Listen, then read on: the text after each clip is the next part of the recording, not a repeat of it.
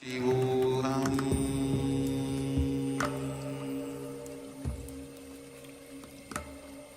Om Nithyananda Paramashivoham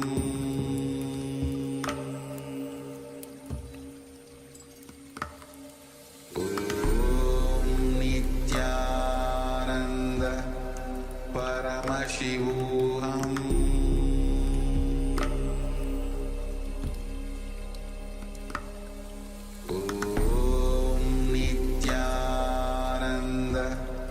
Paramashivoham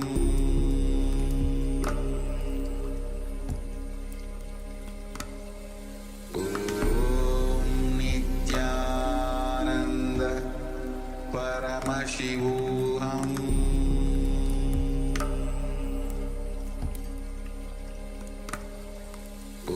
Om Nithyananda Paramashivoham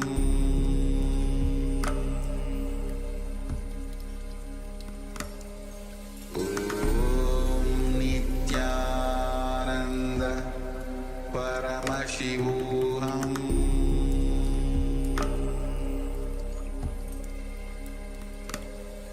Om Nithyananda. Wipe the upper and lower lip.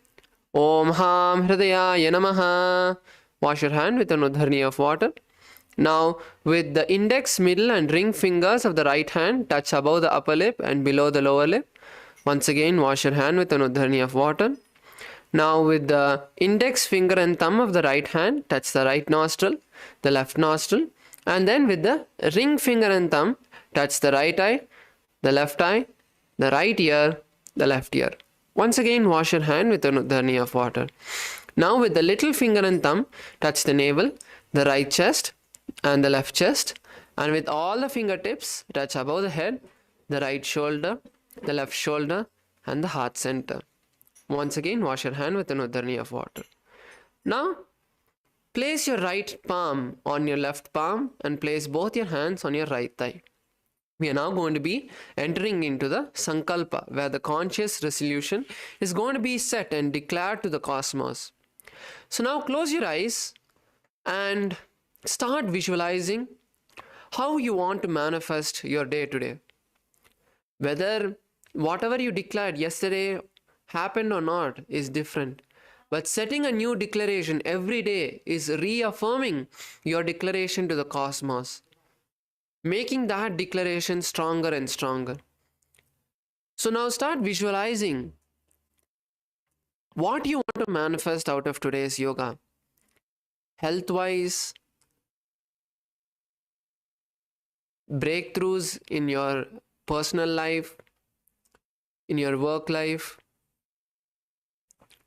in whatever you're trying to complete with in your body, or in terms of patterns, incompletions. Visualize that all of them have already happened.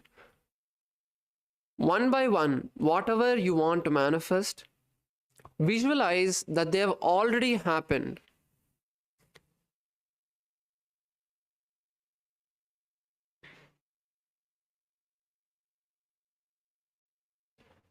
And now, offer them at Swamiji's feet.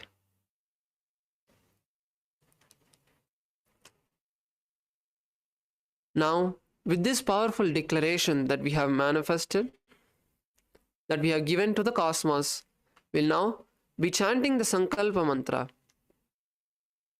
Om Mamopata Samasta Duritakshayadvara Bhagavat Shri Nithyananda Paramashiva Prityartham Shri नित्यानंदेश्वरी Paramshiva शक्ति समेत श्री नित्यानंदेश्वर परमशिव प्रीत्यर्थं च शुभे शोभने मुहूर्ते अद्य ब्रह्मणः द्वितीय परार्धे श्री श्वेतवराह कल्पे वैवस्वतमन्वन्तरे अष्टाविंशतितमे नित्ययुगे प्रथमे पादे जम्बूद्वीपे भारतवर्षे भरतखण्डे मेरोः दक्षिणे पार्श्वे शकाब्धे वर्तमाने व्यवहारिके प्रभवादीनां षष्ट्याः संवत्सराणां मध्ये क्रोधिनाम संवत्सरे उत्तरायणे लक्ष्मी वेंकटेश्वर ऋतु कुंभमासे शुक्लपक्षे सप्तम्यां शुभतिथौ बुधवासरयुक्तायां कृत्तिका नक्षत्र वैधृति योग गरजकरण एवं गुणविशेषणविशिष्टायाम् अस्यां शुभतिथौ श्रीकैलासोन्नतद्वादशान्तश्यामलापीठारूढ श्रीमीनाक्षी सुन्दरेश्वराभिन्नस्वरूप परशिवपुत्ररत्नकुमार गुरुमन्यतुल्यावतार श्रीपार्वतीस्तन्यपानलब्धदिव्यज्ञानविश्रुत सकलनिगमागमसारभूत द्राविडवेदप्रवक्त्रे श्रीमत्परमशिवकरुणासमधिगतमुक्तामयचतुर्ष गीयमानछत्रचामर श्रीचिह्नकाहलादि समस्त बिरदावल्यलङ्कृत ज्ञानविज्ञानचक्रवर्ती सर्वजनसङ्गसद्यो निर्वाण दीक्षा व्यापवर्गवर्ष मिश्रानजीमूत परमतकलभकेसरी शैव सिद्धांत स्थापनाचार्य श्रीराजाधिराज पांड्य महाराज गुरु क्षपणशाक्यादि महांधकार निवारण ज्ञान भानु वीक्षणानर्हार्ह ध्वजोच्छेदन पूर्वक श्री ऋषभध्वज स्थापक शैव समयकत्र सर्वज्ञ पीठारूढ़ श्री जगद्गुरु श्री ज्ञान संबंध देशिक स्वामी वागीश सुंदर माणिक्यवाचक स्वामिनाम अवतारभूत श्री ज्ञान संबंध स्वामी पुनरुद्धृत श्यामलापीठ सर्वज्ञ पीठ तृणवद्युत्तर द्विशततम गुरु महासन्निधान ईश्वर परंपरागत अरुणाचल सर्वज्ञ पीठ गुरु महासन्निधान कैलास परंपरागत आदि कैलास सर्वज्ञ पीठ त्रयस्त्रिंशदुत्तर द्विशततम गुरु महासन्निधान नित्योत्सव नित्य मंगल नित्य कल्याण नित्य रचित कैलास परंपरागत आदि कैलास नित्यानंद पीठ महासंस्थान महासिंहासन पीठ कर्त्र श्री परमशिव समुद्भूत कैलास परंपरागत वैवस्वत मनोविक्ष्वाको हरिश्चंद्र भगीरथ श्रीरामचंद्र शूरसेन इत्यादि अनवच्छिन्न सार्वभौम चक्रवर्ती परंपरागत चतुष्षष्टि योगिनी मंडित चतुष्षष्टि संप्रदाय प्रवर्तक मनुधर्म शासन सूर्यवंश प्राप्त सर्वज्ञ पीठ सुरांगी साम्राज्य मूर्धाभिषिक्त चूड़ामणि साक्षात् श्री परमशिव समुद्भूत कपिल महागुरु पुनरुद्धृत महानिर्वाणी पीठ अष्टोत्तर सहस्र श्री महामंडलेश्वर साक्षात् श्री परमशिव समुद्भूत श्री महागणपति समारंभ अनवच्छिन्न पीठाधीश्वर गुरु परंपरा प्राप्त अटल पीठ अष्टोत्तर सहस्रतम अष्टोत्तर सहस्र श्री अटल पीठाधीश्वर धर्म मुक्ति स्वर्ग पुरस्वर्ण पीठ त्रयोविंश गुरु महासन्निधान कैलास परंपरागत आदिपीठ सर्वज्ञ पीठ जगद्गुरु श्री कैलास पुनरुद्धारक श्री कैलास परमाचार्य श्रीमत् परमहंस परिव्राजकाचार्य वर्य सच्चिदानंद प्रणव स्वरूप श्रोत्रिय ब्रह्मनिष्ठ श्रीमज्जगद्गुरु श्रील श्री भगवत् श्री नित्यानंद परमशिव श्री ज्ञान संबंध देशिक परमाचार्य स्वामिनां प्रीत्यर्थम तेषां पादारविन्दयोः भक्ति सिद्ध्यर्थम गुरुकृपा कटाक्ष सिद्ध्यर्थम क्षेमस्थैर्य वीर्य विजय आयुरारोग्य ऐश्वर्यानाम् अभिवृद्ध्यर्थम धर्मार्थ काम मोक्ष चतुर्विध बल पुरुषार्थ सिद्ध्यर्थम समस्त दुरितोपशान्त्यर्थम समस्त मंगलावाप्यर्थम भगवत् श्री नित्यानंद परमशिव प्रसादेन सकुटुम्बस्य ज्ञान वैराग्य जीवन मुक्ति प्राप्त्यर्थम श्री पूर्ण आरोग्य युक्त दृढ़गात्र योगिक शरीर सिद्ध्यर्थम परमशिव शक्ति आविष्करणार्थम नित्यानंद योगाभ्यासं करिष्ये. Now please wash your hand with an uddani of water. Om apaupasprisya. Yes. Now let us all keep our Panchapatram and Uddharni aside. We are going to be moving into the skeleton dance to wake us up and to remove all of the laziness and tiredness from our body.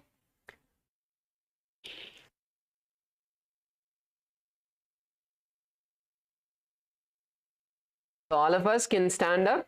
Everyone stand up on your mat and slowly start shaking your fingers and legs, your hands and legs.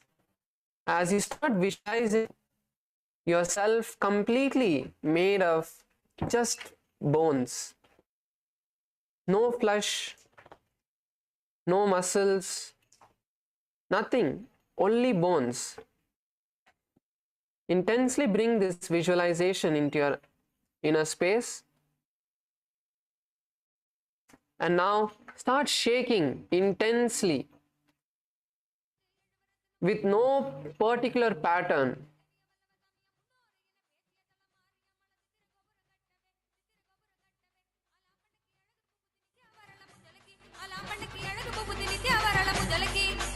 Nithyanandam, Nithyanandam, Nithyanandam, Anandam, Nithyanandam. Nithyanandam Anandam, Nithyanandam, Nithyanandam, Nithyanandam Anandam, Nithyanandam Anandam.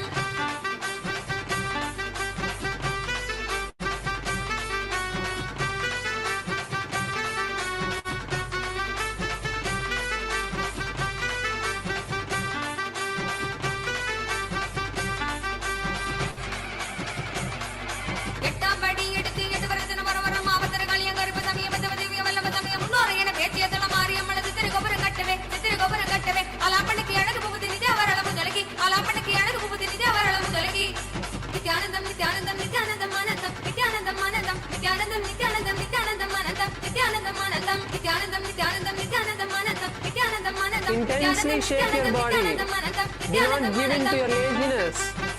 Those are the patterns that we want to break. Intensely shake your body. Do not have any particular way of shaking your body. Shake your body in all directions. Raise your hand, kick your leg in forward, in the side. Make sure you're not disturbing others. Intensely shake your body. Every single part, your neck, your shoulders, your elbows, your fingers, your knees, your legs, your feet.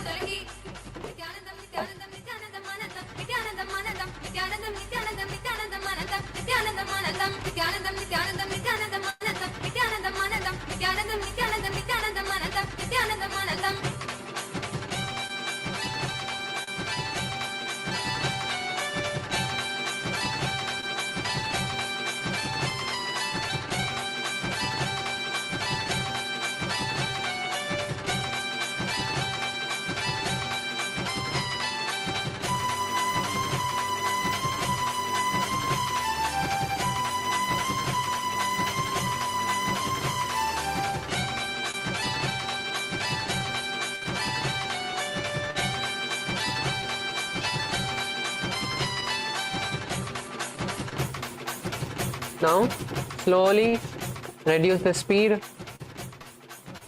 Just walk back and forth in your mat for and catch your breath. Focus just on your breath. And now come to a standstill. Just focus on your breath, nothing else. Inhale and exhale as deeply as possible. Inhale till your lungs completely fill and exhale till your lungs completely are emptied. And take deep and slow breath. Inhale and exhale. Focus on the inhalation and exhalation.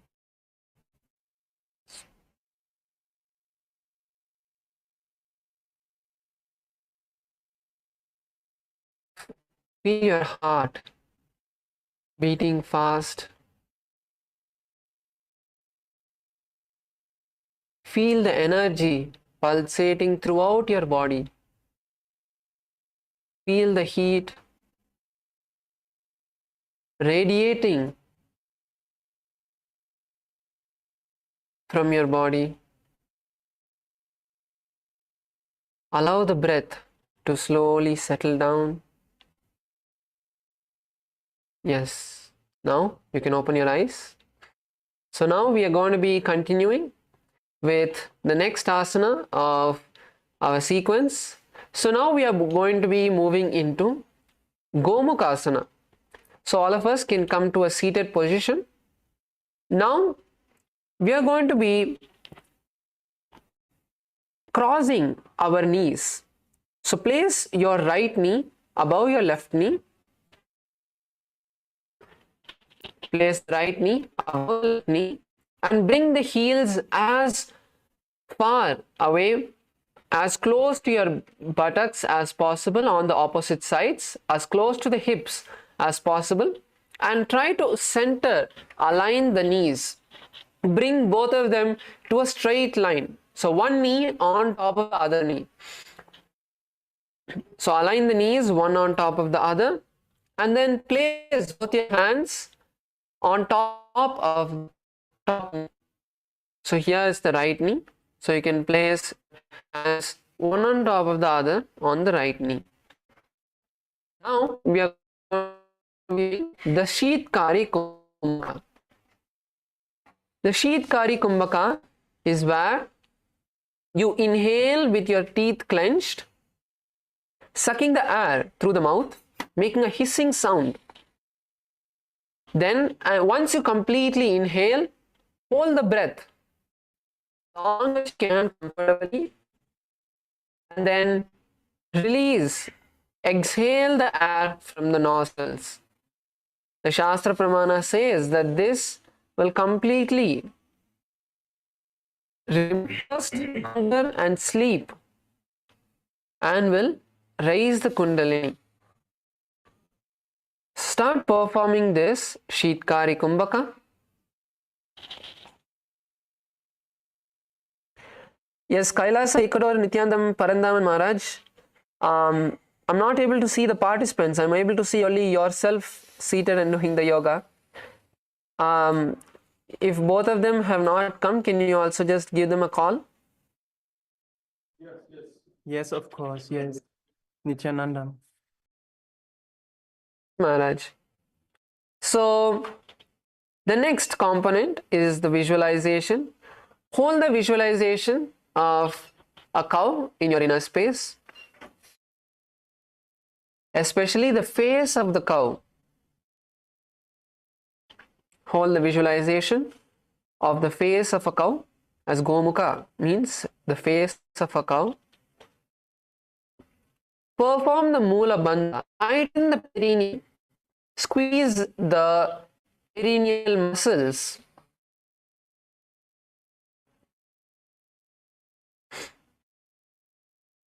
And gaze to the tip of the nose. Now, perform the japa of Om Nithyanandoham in your inner space.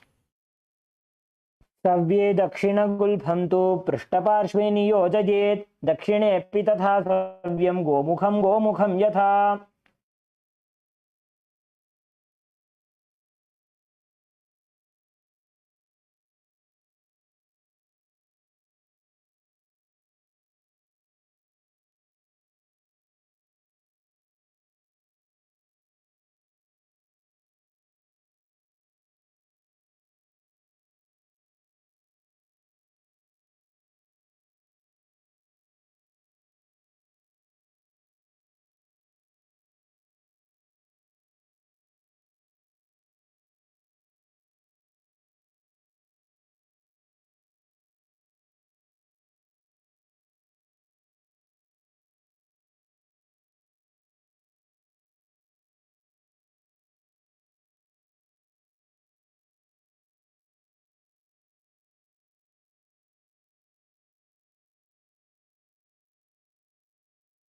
Now the next asana we are going to be performing is Samanasana. Now, raise one foot. So place one foot by the perineum and raise the other foot to the chest. So hold your leg with both your hands. So hold your leg with the hand of the respective leg. So if you're raising your right leg, then with your right hand, place your right hand under the right leg, and then hold the foot. And then with the opposite hand, with the left hand as well, hold the right foot, and then pull the right foot to the chest. You want your feet to touch your chest. So with the both hands, pull your leg to touch your chest as much as possible. Even if you're touching your stomach, that's fine. If you want a further stretch, then raise the leg up and touch the chest. You can also push your leg back using the elbow. So if you're raising your right leg, so when your right hand is under the right leg, with the elbow on the thigh. So if you notice, your elbow is on your thigh. So with the elbow, push the thigh backward, and at the same time with the hands, you will pull the foot forward closer to your chest. So push yourself nicely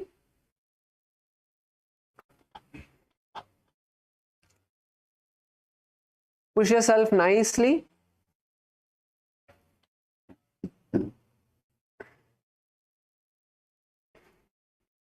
And feel the stretch. Nicely feel the stretch.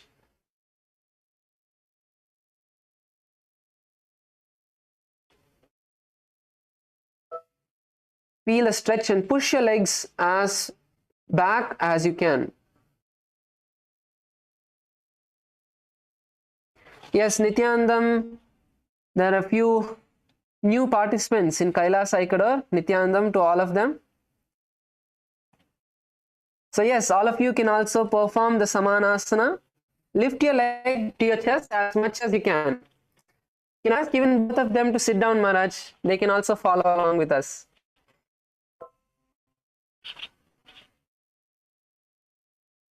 So pull your leg towards your chest as much as possible, but do not raise the other leg.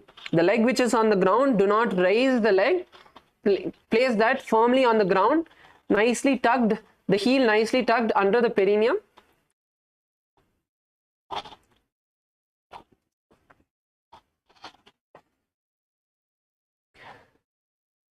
Now visualize Swamiji in your inner space and gaze to your third eye.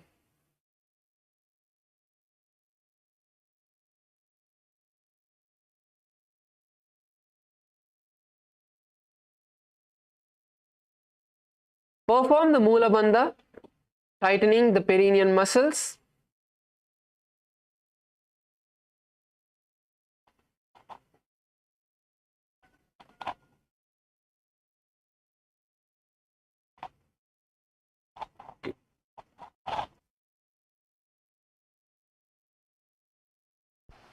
समानासनमावक्षे सिद्धमन्त्रादिसाधनात् एकपादमुरौ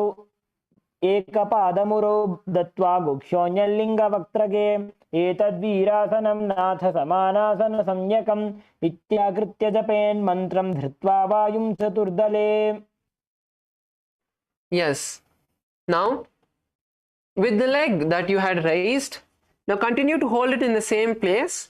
You are going to be now raising the knee higher and place the knee on top of the respective shoulder. So now place your right leg on the right shoulder. So push your leg as high as possible, bringing the leg on top of the shoulder. So now once you bring your leg on top of the shoulder, with the other leg which is bent, you're going to straighten it forward. So, and both your hands are going to be by your sides. So place both your hands by your side and straighten the leg which was bent. Keep the toes pointed forward. Don't just leave the legs. Keep the toes pointed forward, not up. Keep the toes pointed forward.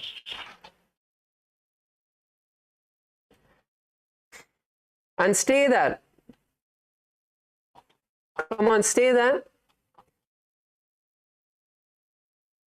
Use your hands to support your body. So if you are not leaning backward, then raising your leg will be harder. So lean a bit backward onto the hands and then lift the leg so that your leg comes to a 45-degree angle. Yes, Kailasa, Malaysia, come on, everyone, raise your leg. It's very easy. There's nothing hard about this. Even if you're needing a small break, your leg is hurting, just place the your heel on the ground and then raise it back after a few seconds. But come on, let's keep our leg there. Yes, Kaila, Shakti Velaya. Come on, raise leg. Yes, super. Stay there. See, don't place your forearms on the ground. Place only your palms on the ground. So as you can see Maharaj on the screen, his hands are not straight. It is bent, but at the same time, the forearms are not on the ground.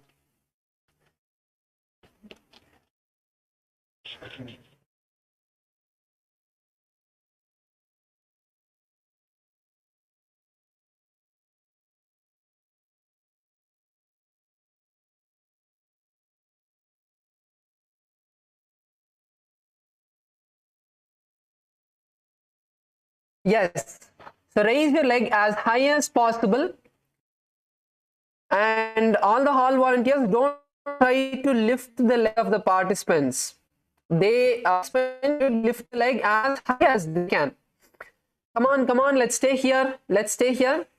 We have to go through the other components as we continue to perform. Perform the Mula Bandha and gaze to your third eye. Visualize Swamiji in your inner space. For all the participants who want to strengthen their legs, their knees, this is a very good asana. So stay here. If you have knee pain, all of that, by doing this asana, you're strengthening your leg. So when you strengthen your leg, the knee pain will go. So stay here. Stay here as much as you can. Visualize Swamiji in your inner space. केवलं पादमेकं च स्कन्धे चारोप्य यत्नतः एकपादेन गगने तिष्ठेत् दण्डवत् प्रभो अपानासनमेतद्धि सर्वेषां पूरकाश्रयं कृत्वा सूक्ष्मे शीर्षपद्मे समारोप्य च वायुभिः. Yes, good. Good. Now you can slowly place the leg back on the ground. Now take the other leg. So now let's go to the left side and perform the Samanasana. Now raise your left leg. So once again, as I said earlier, so when you raise your left leg, with the left hand under the left leg, hold the left foot, and then with the right hand, once again, hold the left foot. And now pull the leg closer and closer until your foot is touching your chest. So you want your foot to touch your chest. And if you want a better stretch, raise the leg up.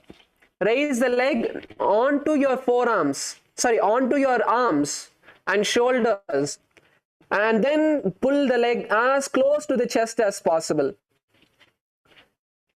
And at the same time, with the elbow of the left hand. So when your left leg is on your left hand, with the same elbow, you're going to push your thighs backward. Push your thighs backward. And at the same time, pull the leg towards the chest. This will give a nice stretch to your entire hips. So all the participants who have any discomfort in your hips, do this asana. For the joint between the hip and leg, that area. For this, you will completely give that stretch. So come on. Only the acharyas are doing. All of the other participants also have to do now. Come on, raise your leg. Yes, good. KAILASA, all of you are doing. KAILASA Salem. Yes, good. KAILASA Ecuador, good. KAILASA Malaysia also, good. Come on, stay here. This is not a hard asana at all. You're holding your leg with both of your hands. Shouldn't be hard at all. And you should experience that. You have to close your eyes and listen to your body. Only when you start doing that, when you start, see, one of the very powerful component of this yoga that happens by default is connecting with your body.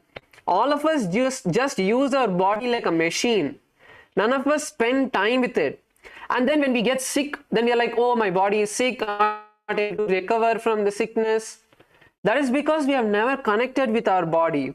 By doing this yoga, close your eyes and feel that stretch. Talk to your body and see what is the stretch, what all points are you feeling the stretch, what all points are you feeling the pressure. And just feel that as you push yourself further and further, you're bringing a connection with the body. By doing that, whenever you get sick or anything, you'll be able to talk to your body and say, hey, why are you sick? Come on, we have work to do, and you'll be able to heal your body more powerfully.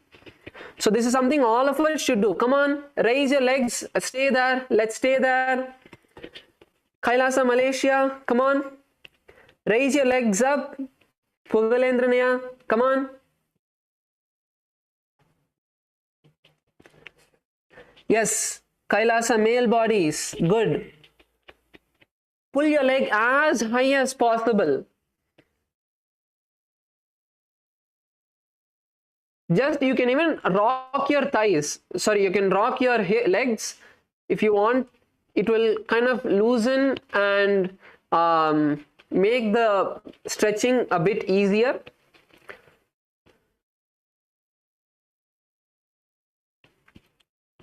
Now visualize Swamiji in your inner space and fix your gaze to your third eye.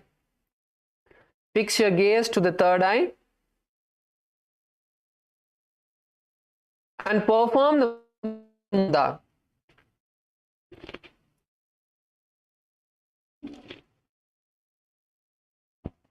समानासनमावक्षे सिद्धमन्त्रादिसाधनात् एकपादमुरौ दत्त्वा वृक्षोऽन्यल्लिङ्गवक्त्रमन्त्रं धृत्वा वायुं दुर्दले.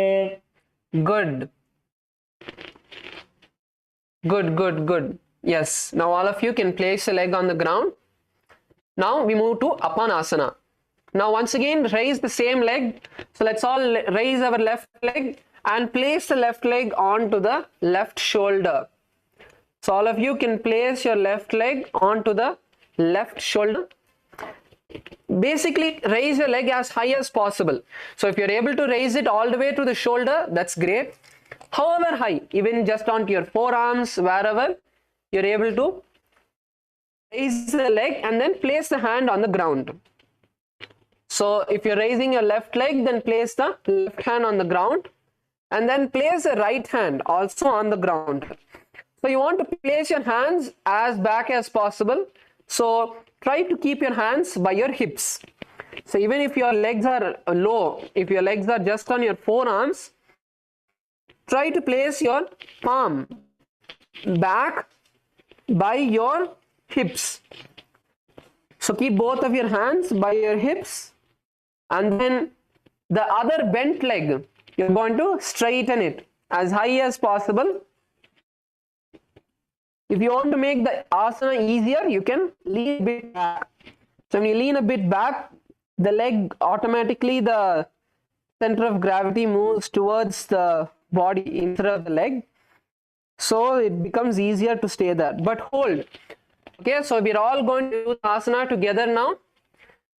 So in the position, come on, KAILASA, Bolivia, female team, all of you in the position.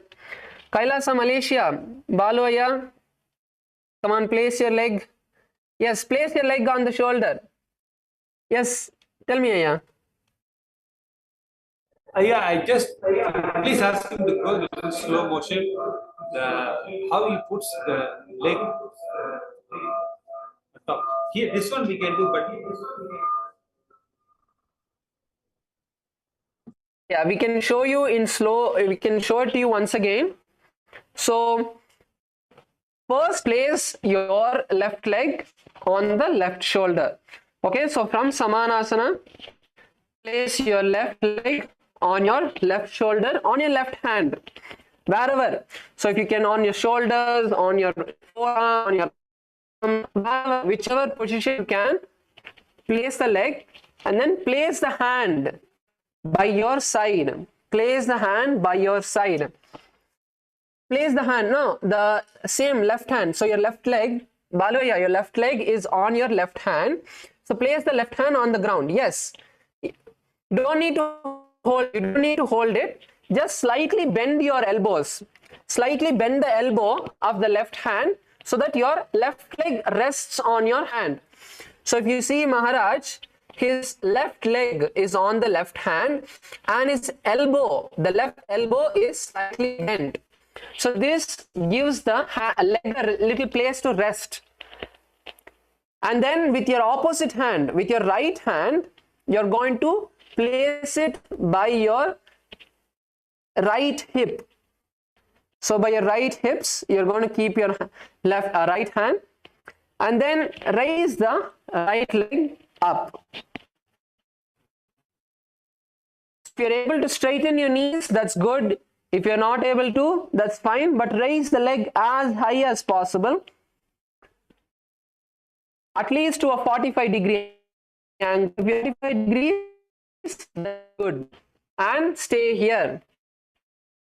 Yes, but your hand has to be on the ground. Your left hand has to be on the ground.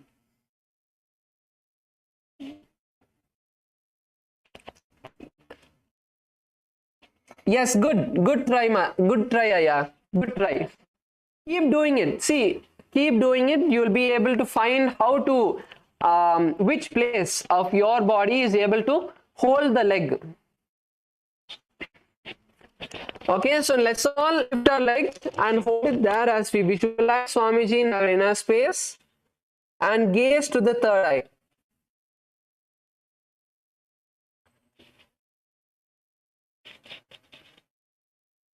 केवलं पादमेकं च कन्धे चारोप्य यत्नतः एकपादेन गगने तिष्ठेत दण्डवत् प्रभो अपानादि सर्वेषां पूरकाश्रयं कृत्वा सूक्ष्मे शीर्षपद्मे समारोप्य च वायुभिः.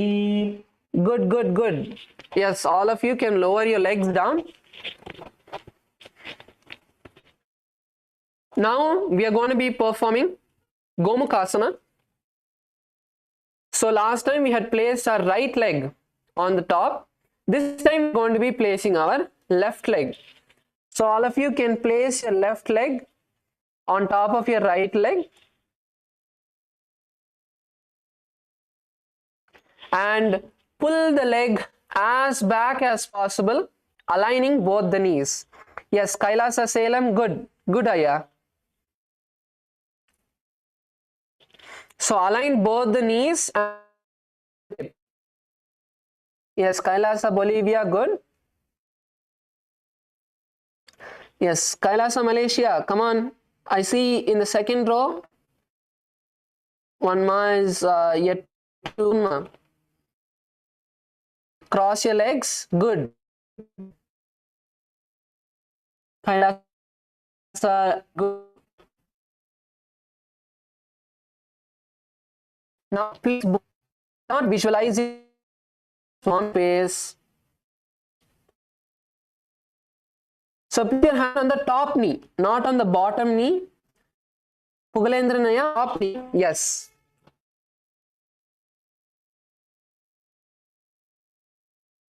So place your hand on the top knee and visualize the face of cow. So you can close your eyes and visualize a cow. And bring the gaze to the tip of the nose.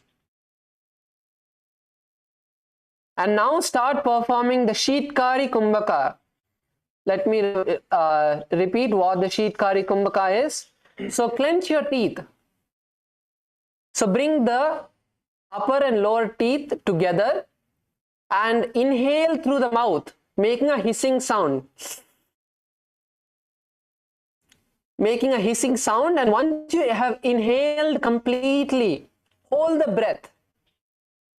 Hold your breath there as long as you can comfortably, and then exhale through the nostrils, not through the mouth, through the nostrils. Now let's all perform the Moola Bandha, tightening the perineum. And hold the japa Om Nithyanandoham in your inner space. सव्ये दक्षिणगुल्पन्तु पृष्ठपार्श्वे नियोजयेत् दक्षिणेऽपि तथा सव्यं गोमुखं यथा. Yes. Now don't release your legs. You can continue to stay in the same position as we move into Anusuyasana. So in Anusuyasana, in Gomukhasana, we were placing our hand one on top of the other, on top of the upper knee, the knee which is on top. Now bring your hands into Prana Mudra. So let's all perform Prana Mudra. All of you show Prana Mudra in the camera. Come on, show what is Prana Mudra. Yes. So now with your hands, your fingers in Prana Mudra, hold the toes. Hold the toes of feet on the same side like this. So hold the feet. Hold the toes. The big toe, you can hold the big toe, Prana Mudra. And now as we continue to perform the Sheetkari Kumbhaka. So let's all perform the Sheetkari together. Inhale with your teeth clenched. Hold the breath. And now as exhale, pull your stomach in and up as much as possible, performing the Uddiyana Bandha. Come on, pull your stomach in and up nicely, as much as you can. You can see the Maharaj, how he's performing the Uddiyana Bandha, pulling the stomach in and up. And hold your lungs empty as long as you can, and then inhale. When you inhale, inhale with the Sheetkari Kumbhaka. So this is how we perform the Bandha and the Mudra together. Kailasa, Malaysia, what happened? Ma, you can, what happened? You can continue to perform the Gomukhasana, the Anusuyasana. Continue to perform. Stay there. See, you may be having a little bit pain in your knees, then you can lightly loosen the legs. But stay there. You want your body to start getting comfortable with all of these new poses. Yes, I understand it's the first time for a lot of us, but our body has never seen these kind of postures. Means it's never felt the various asanas that we are performing now. So allow your body to experience and learn how this asana feels. It's uncomfortable, but that is uncomfortable because our body has never experienced it. It's not because of the pain that we have in our various parts. Only the yoga is going to remove the pain. So continue to stay here and continue to perform the visualization of Rishika Anusuya. So Rishika Anusuya is a great Rishika, a female Rishi, sage, and bring the gaze to the tip of the nose. As you continue to hold the japa, Om Nithyanandoham. दक्षिण गोड़ो नीचो ठाने बाबोता के ऊपर आने गोड़ा संधि मिलावे भारी आड़ा पद पुनिदे संधि पसारी. Yes, great. Continue to stay in the same position. Do not release your legs. Do not release your legs. There is one more asana, which is the Anusuyasana 2. So this is going to give us a really good stretch. So now, your hands were in Prana Mudra, right? Holding your toes. Now bring the hands behind your back. So you can interlace your fingers. All of you interlace your fingers behind the back. So interlace the fingers behind the back. And now lean forward and down. Lean forward and down as low as possible. So lean forward and down as low as possible and try to touch your nose to the ground. So if you are able to touch your nose, that's great. But if you are not able to, that is fine. Just stretch the back. Stretch all of the hip muscles. Yes. Lean forward and down as much as you can with your hands interlaced behind you.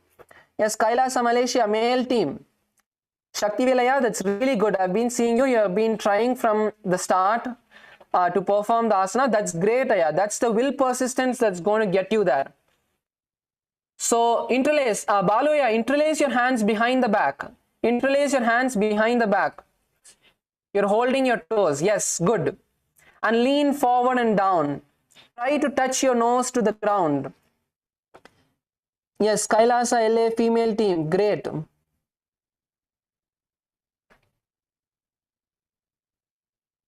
So lower your body as low as possible and try to touch the nose to the ground. Yes, Kailasa Ikador, great. Now in this asana, once again visualize Rishika Anusuya, the female sage, and also perform the Sheetkari Kumbhaka. So you're not bringing, you're not going to be inhaling through the normal breath through your nose. You're going to continue performing the Sheetkari Kumbhaka, inhaling with the hissing sound. With your teeth clenched, take as deep a breath as possible, and when you exhale, try to push yourself even further down. Keep the gaze on the nose. Perform the Mula Bandha.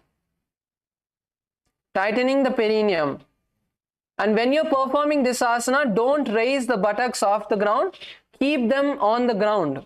So you don't want to be lifting the back, your back off the ground to touch your nose to the ground. Then you're going to lose the stretch. So as you lower your body down, at the same time, keep the back, the buttocks on the ground. Yes. Now perform the japa of Om Nithyanandoham. जीमणा गोदा की संधि उपरिडावा गोड़ा की संधि बिलाई राशे गोड़ा सेवले पगथल्यालो आड़वाई सूधा राशे हाथस्य उपगा का अंगूठा पकड़े अथवा दो हाथ पाछा ने करे काकसी करे मूलद्वार पाछे काकसी राशे. Great, great, great. Rise up, stretch your legs out. All of you stretch your legs out. Give it a little shake. Good. All of us did really well. All of us did really well. Just shake your legs out, loosen your knees. Just place your hands on your knees and you can shake it a bit. Nicely loosening them. Yes, good. All of us did really well. Now we move into the next asana, which is Gaudasana. So for Gaudasana, now place your right foot on the ground by the perineum and bring the knee to the chest. And with the left leg, place it by the perineum and then place both the hands on your respective knees. Now keep your back straight. Keep your back straight. Keep your back as straight as possible.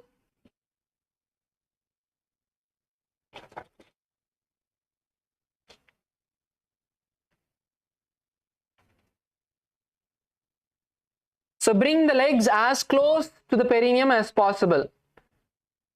Yes, that's good. KAILASA Malaysia male team, good.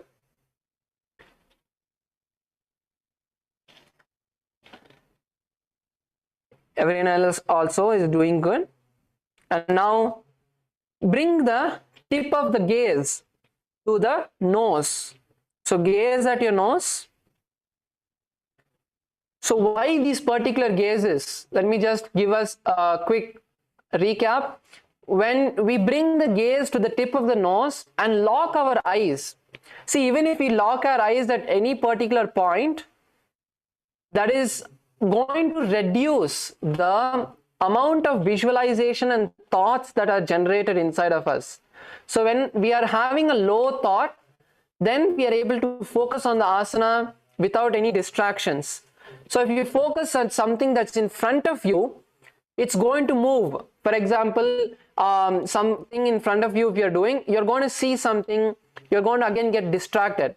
But when you bring the gaze to the tip of the nose or the third eye, everything is blurred out because the nose also is so close to you, nothing is seen clearly. Even though you're gazing, you're just locking the eyeballs and not bringing any particular, you're not looking at something in particular. Everything is just blurred out. So it helps reducing the thoughts. Now visualize Lord Garuda in your inner space, the Vahana of Bhagavan Vishnu. Visualize Lord Garuda and continue to perform the Shitkari Kumbhaka. Inhale through the clenched teeth, hold the breath as long as you can and then exhale through the nostrils. Perform the Moola Bandha, tighten the perineum and hold the japa Om Nithyanandoham in your inner space. दावोपगमोडी एडी माहिलो गुल्फमूलद्वारिणी चैदे बैसे जीमणि पगथली धरती टेकी गोडो ऊंचो उभौ राशे. Yes, good. Now, do not release your legs from this position. Now we are going to be moving into Naradasana. So now we can first look at the screen and look at how the Maharaj is going to be placing his feet.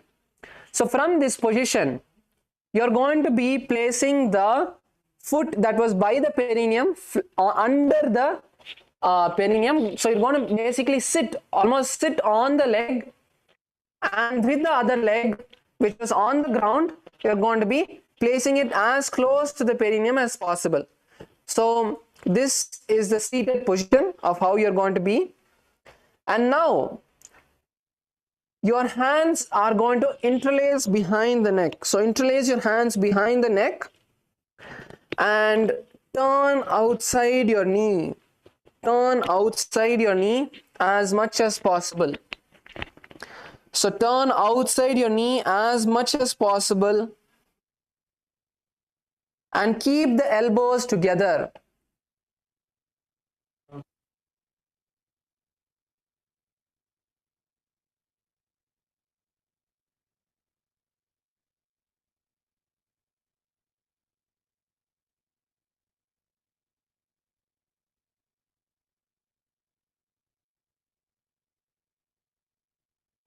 Yes. So turn your body as much as you can outside of the raised knee.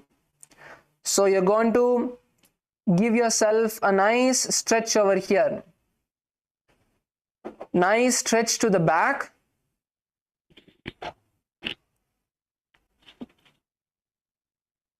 Turn as much as you can. Visualize the great sage Narada in your inner space. And continue to perform the Sheetkari Kumbhaka, inhaling through the clenched teeth. Gaze to your third eye. In this asana, you will gaze towards your third eye and perform the Moola Bandha, tightening the perineum. Continue to perform the japa Om Nithyanandoham. इष्टिजुवाम पगधली केरी भूपरिता ही लगावे फेरी गोड़ा सुधो फणो है जोगी दछिपाशती राशे सोई. Yes, relax. And now you can release your leg, remove your leg from under yourself. And now we move into the next asana, Matsyapakasana.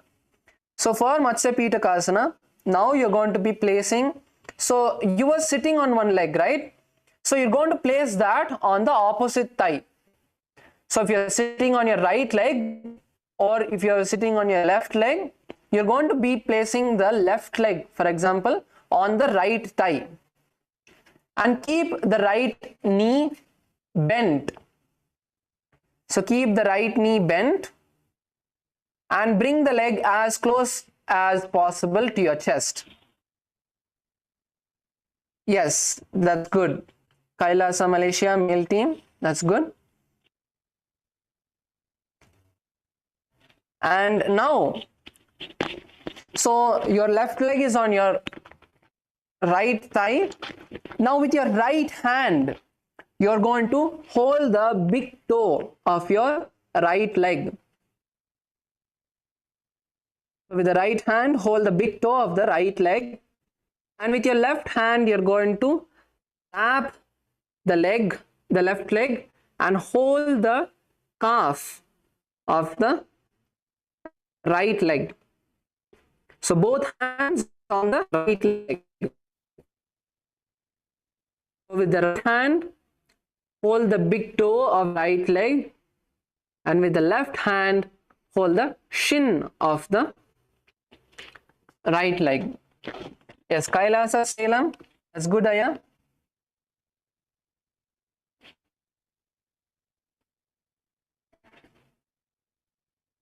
Now visualize Matsya, the fish avatar of Lord Vishnu. Matsyavatara, the fish avatar of Lord Vishnu. Continue to gaze to the nose.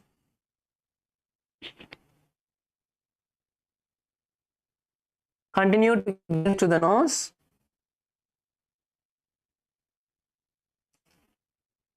And continue to perform the Sheetkari Kumbhaka, inhaling deeply through the clenched teeth and exhaling through the nostrils.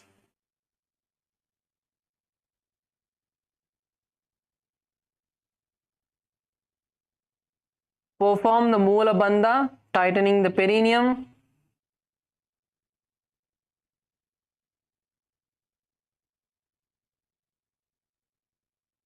And hold the japa Om Nithyanandoham in your inner space.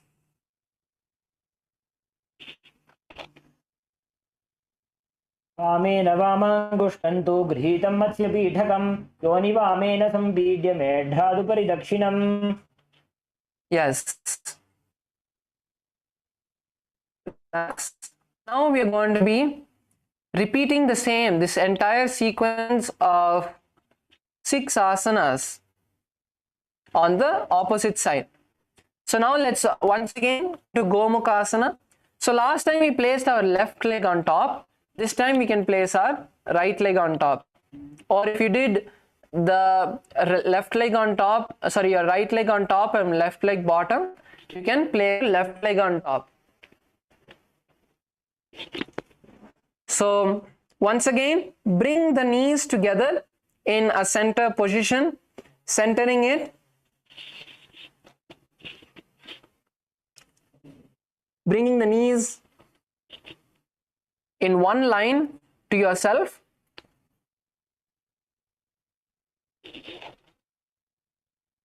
Yes. KAILASA Bolivia, good. KAILASA Salem, good Aya.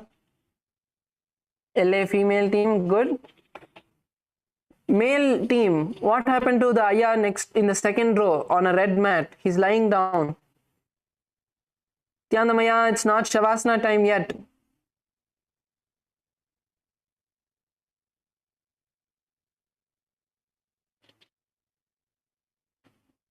Yes. And now place both the hands on top of the top knee. Keep your back straight. Keep your back, head, neck and spine in a straight line. And visualize the face of a cow. Gaze to your nose and start performing the Sheetkari Kumbhaka. Inhale deeply with the teeth clenched, filling your entire lungs, and hold the breath there as long as you can. And then exhale through the nostrils. Fix your gaze at the tip of the nose. Perform the Mula Bandha and the japa Om Nithyanandoham.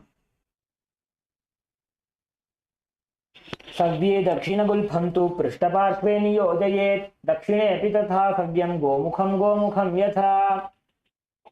Now we move into the next asana. Continue to stay in the same pose. Keep your legs in the same pose. We move into Anusuyasana. Now release your hands from the knees and place your hands in the Prana Mudra, bringing the index and middle fingers to the respective toes. So hold the respective toes.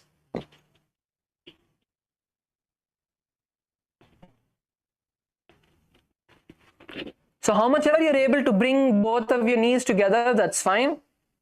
And then hold the toes. Hold the toes and visualize the great Rishika Anusuya. And now perform the Sheetkari Kumbhaka. Inhale deeply with the teeth clenched. And when you exhale, this time we are going to be performing the Uddiyana Bandha. Exhale completely and pull the stomach in and up. Pull the stomach in and up. And stay there for a few seconds and then inhale again with the Sheetkari Kumbhaka. So perform the pranayama and kumbhaka. Fix your gaze on the tip of the nose. Continue to keep your gaze fixed on the tip of the nose and hold the japa Om Nithyanandoham in your inner space. दक्षिण गोड़ों नीचे उठाने, बाहों ताके ऊपर आने, गोड़ा संधि नीचे भारी, आपकुंदे संधि पसारी. Yes, good. Now, do not remove your legs from the position. Last asana. Now interlace your interlace your fingers behind your back and lean forward and down as much as you can. Lean forward and down as much as you can. Bringing the nose as close to the ground as possible without raising your butt off the ground, without raising your buttocks off the ground. Lower the nose, lower the head as much as possible. Continue to perform the Sheetkari Kumbhaka. When you inhale, take a deep breath in the Sheetkari Kumbhaka. Hold the breath there for a few seconds. And when you exhale, try to bring yourself lower. So repeat this process and try to lower yourself as much as possible. Yes, good. Kailasa, Bolivia, good. Kailasa, LA, good. Yes, Kailasa, Malaysia, push yourself as much as possible. That's good. Already you guys are doing really good. Male team, Kailasa, LA, male team, that's also good. Salem also good, Aya. Now, once again, hold the japa Om Nithyanandoham in your inner space. जीमणा गोदा की संधि उपरिडा वा गोड़ा की संधि मिलाई राशे गोड़ा सेवले पकथल्यालो आडवाई सुधा राशे हाथस्योपगा का अंगूठा पकड़े अथवा दो हाथ पाछा ने करे काकसी करे मूलद्वार पाछे काकसी राशे. Yes, now once again raise up, stretch your legs. Let's give our knees a small break. Can all stretch your legs and just shake your knees out, shake your feet out.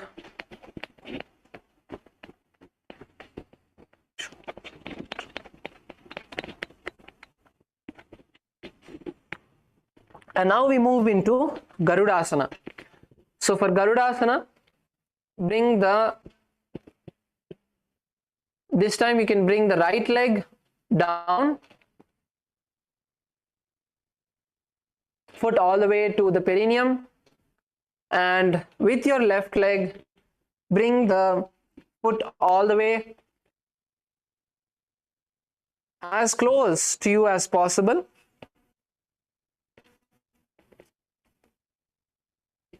Keep the knee by the chest. Place the hands on the respective knees.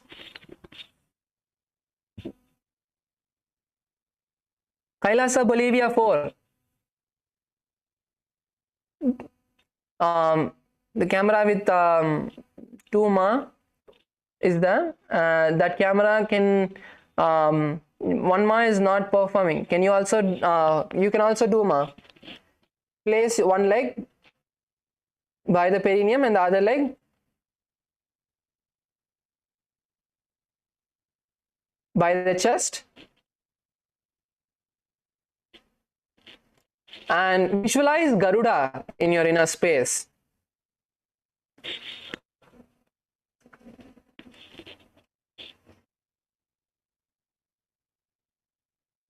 डाबो पगमोड़ी येडी माहिलो गुल्फमूलद्वारिणी चैदे दैसे जी मणि पगतली धरती टेकी गोड़ो ऊंचो उभौ राशे.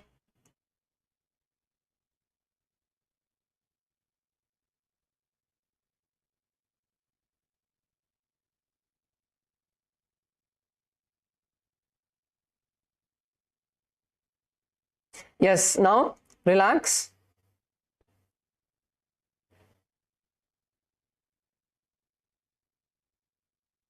And do not release your legs from the same position. Keep your legs in the same position. Now you're going to be sitting on the leg which was by the perineum. So sit on the leg which was by the perineum and interlace your hands behind the neck. Interlace your hands behind the neck and turn outside the knee. Turn outside the knee. Stretch your back as much as possible. Push yourself as much to the side as possible. Keep the elbows together. If holding your neck is harder, then you can hold even the sides of your head, if that will make it a bit easier for you. But push your hands and keep the elbows outside of the knee. Yes, Kailasa Bolivia female team, good. Kailasa Malaysia male team, other side, Aya, other side. You should turn towards the raised knee. See, the position of your legs is fine. You just have to turn towards the raised knee. You're turning the other side. So you should turn towards the raised knee. Outside of the raised knee. Yes, that position of your legs is correct. The position of your legs is correct. Now turn to the other side. Yes, yes.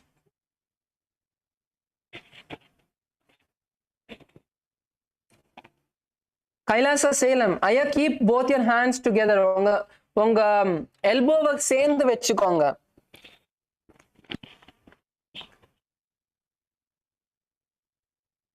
கை ரெண்டும் சேர்ந்து வெச்சுக்கோங்க. நீங்க வந்து பிரிச்சு வெச்சிருக்கீங்க. கையை சேர்ந்து வெச்சுக்கோங்க. Correct ஐயா.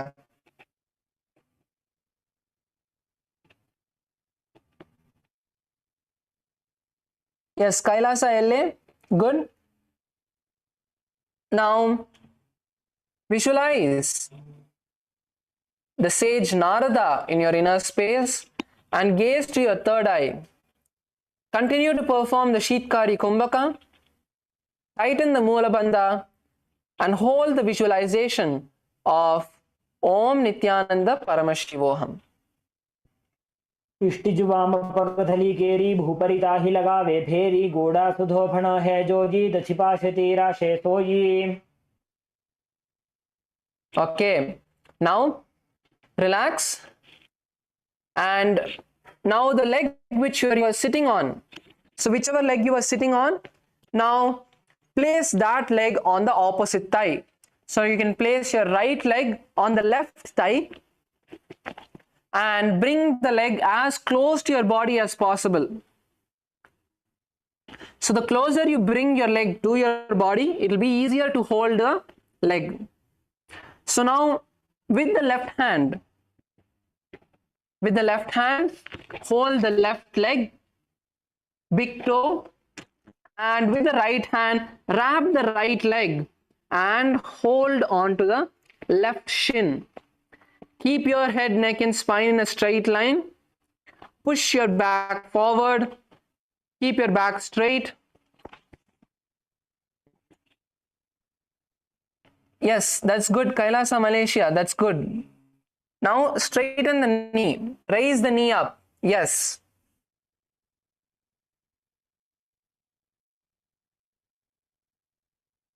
That's good. Kailasa LA also, that's good. Over here, visualize Matsya, the fish avatar of Lord Vishnu. Gaze to your nose and perform the Sheetkari Kumbhaka, inhaling through the clenched teeth. Tighten the Moola Bandha and continue to hold the japa Om Nithyanandoham in your inner space. वामेन वामांगुष्ठन्तु गृहीतं मत्स्यपीठकं योनि वामेन संपीड्य मेढुकरि दक्षिणम्.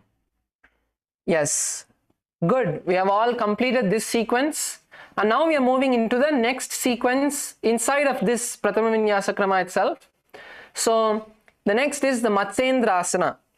So now let's perform Matsendrasana. So all of us can first stretch our legs out, give it a quick shake. Just loosen our legs, stretch your legs, and now we are going to be starting with the right side. So place your left leg on the right hip, on the right thigh as deep as possible. So place your leg as deep into your thigh as possible, and then bend the right leg. So bend the right leg.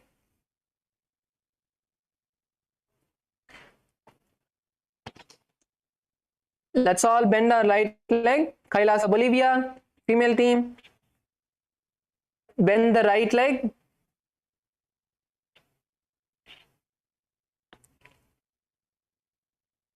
Yes, that's correct. And now turn outside of the bent knee. Turn outside of the bent knee. And to push yourself outside of the bent knee, you will place your left elbow on the right knee. So you can see how Maharaj is having his hand. So left elbow on the right knee and push yourself, turning your hip, turning your back as much as possible and gazing behind. So turn your neck as well. Turn your neck and gaze backward as much as you can. So you have the support, you have the balance in this asana of your right hand. So your right hand is on the ground to give you the balance you need. So turn as much as possible. Exhale when you turn. Exhale as much as you can and turn outside of the raised knee. Yes, Kailasa, Malaysia. That's good. Male and female team. That's good.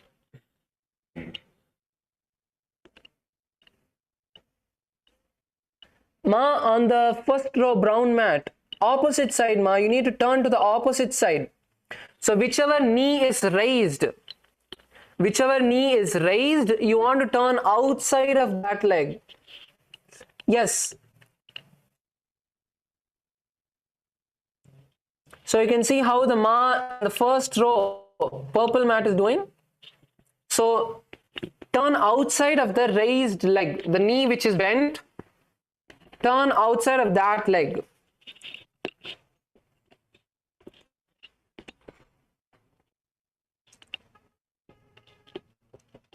Now, once you have turned, turn your neck as well backward. So turn your neck as well, gazing behind.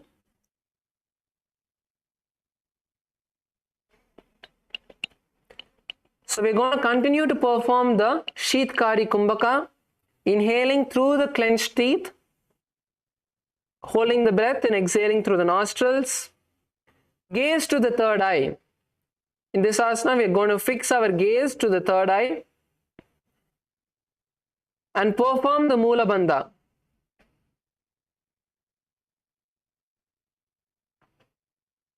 So, now for many of us who are not able to completely turn, instead of placing your leg on the thigh, you can just place it down. So you can just place it down and now try to turn your back. So that we can now also focus on the stretch to our back.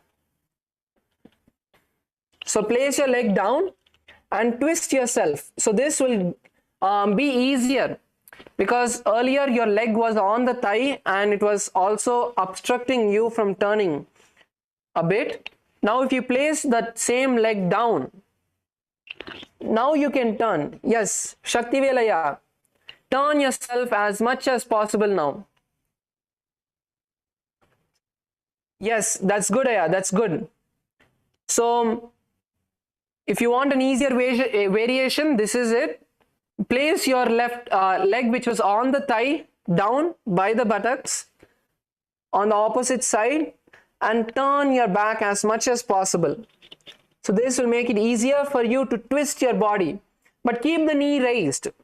So don't place the knee which was bent on the ground. Keep the knee raised and then twist. Yes. Now visualize the great sage Matsendrasana, the master of the Hatha Yoga, and continue to perform the japa Om Nithyanandoham. उदरं पश्चिमाभासं कृत्वा तिष्ठति यत्नतः नम्राङ्गं वामपादं हि दक्षजानुपरि निवसेत् तत्याम्यङ्गूर्परं च याम्येकरे च वक्त्रकं भ्रुवोर्मध्ये गतां दृष्टिं पीठं मत्स्येन्द्रमुच्यते. Yes, continue to stay in the position, do not release. We have just 2 more asanas. After that we can take a short break. to relax our legs, but continue to stay in the same position. Kailasa Bolivia, same position. Female team, same position. So whichever was easier for you. If placing your leg on the opposite thigh and then performing the asana was easier for you, do that. But if that was hard for you, if that was really hard for you, you were not able to turn as much, then continue to keep the leg on the ground. And now the hand which was on the opposite knee, right? So you're going to extend that hand down. So extend that hand down. So same position, same Matsendrasana position. Okay, we are continuing from Matsendrasana. Come on, everyone, into Matsendrasana position. Kailasa, Malaysia. Good. LA female team is already in Matsendrasana. Good. So stay in Matsendrasana. Now, whichever hand was on the, so your, for example, your left elbow was on your right knee. You're going to stretch the hand down and hold the foot. So hold the foot. You can hold the big toe if you can. So hold the leg. And now the hand was on the ground behind you. You're going to raise that hand and place it by your ears. So bend the hand, place it by your ears, bringing the palm to the face. So this is Kubasana. So let's all perform Kubasana with either your legs on the ground or on top of the opposite thigh. Push yourself. Once again, with the hand which is stretched and holding the leg, you want to continue to perform the stretch of pushing your back, turning yourself as much as you can. Do not just keep your hands in front looking forward. You want to push yourself, turn backward, gaze behind. You want to look at the person who's behind you. Yes, Kailasa, Malaysia, female team, come on, push yourself. Stay there. Stretch your back. Push yourself as much as possible. Visualize a camp in your inner space. Continue to perform the Sheetkari Kumbhaka. Gaze to the third eye. Perform the Mula Bandha. Om Nithyanando.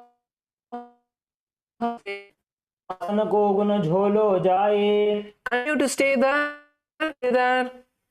Now just lower the hand which is on the face back onto the ground. Do not release the position yet. Last asana. Place the hand back on the ground from the face. And now this is Matsendrasana 2. So over here, push yourself. Kailasa Salem. Aya position திருப்பிய வாங்க. Good. காலை புடிங்க. இப்போ இல்ல வெளியிலேந்து.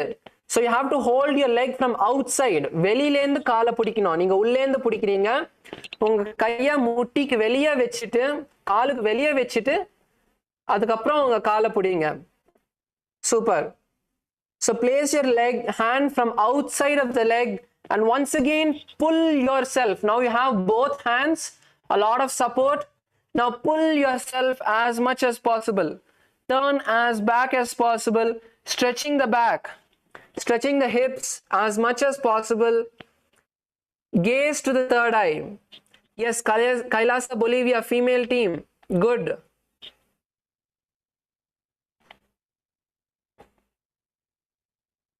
Straighten the elbows.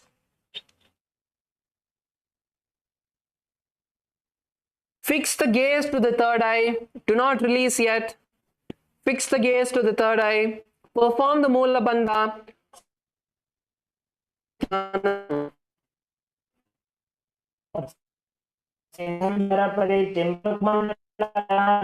अभ्यासतः kundalini प्रबोधम दंडस्थिरत्वं हि ददाति पुंसाम्.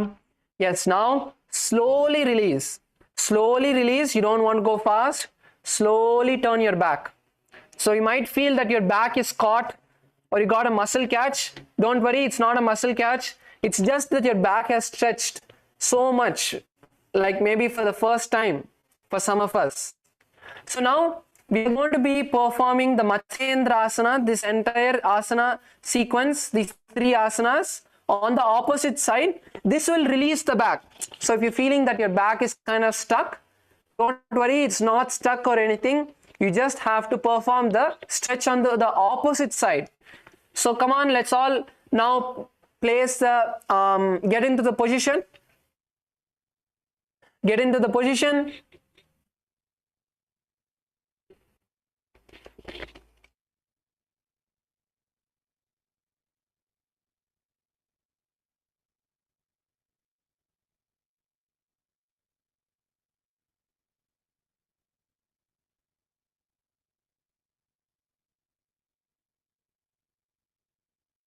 So now let us all stretch our legs.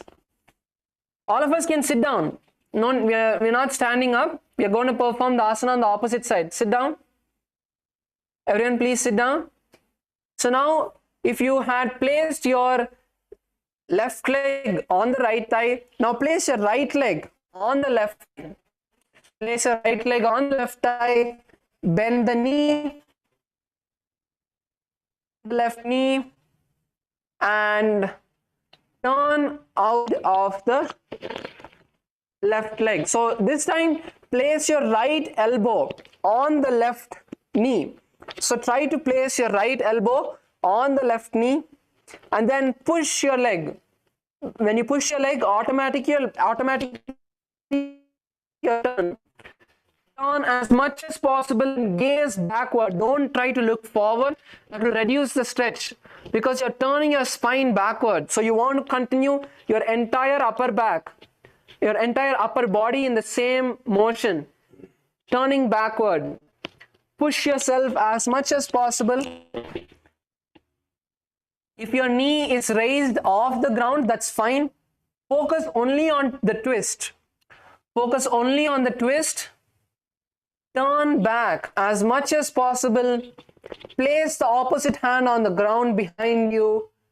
Give you balance. And now twist as much as possible. So same thing in this asana. If you are not comfortable with placing your leg on the opposite thigh, then place the leg on the ground by the opposite buttocks and then turn with opposite hips and then turn outside as much as possible. Stay in this position. Allow your body to experience that stretch. Yes, KAILASA Bolivia female team, good. KAILASA LA, good. Male team, KAILASA LA, that's also good.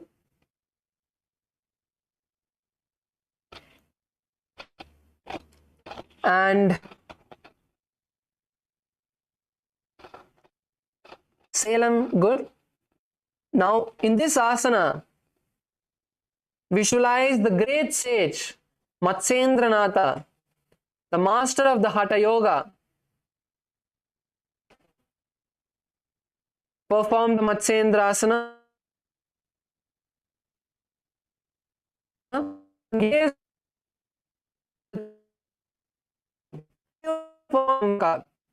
So continue to inhale with the teeth clenched, making the hissing sound. And then exhale through the nostrils. Feel the stretch in your back and perform the japa Om Nithyananda. उदरं पश्चिमाभासं कृत्वातिष्ठति यत्ततः नम्राङ्गं वामपादं हि दक्षिणानुपरिन्यसेत् तत्र याम्यं कूर्परं च याम्ये करे च वक्त्रकं भ्रुवोर्मध्ये गतां पृष्ठं पीठं मत्स्येन्द्रमुच्यते. Continue to stay in the same position. Do not release. Pugalendranaya, your legs have not in the right position. Baloya, come on. Not shavasana yet. 2 more minutes. Come on. You have to keep your will strong. Do not give up. You have to break all of the laziness and patterns inside of you. So your leg is, one leg is by the perineum, by the opposite hip, and the other leg is in front. So if you're so that leg goes inside. Yes, Saya. See, your leg has to be on the opposite side of the knee. So your leg is on one side of the knee now. Now place the leg on the opposite side.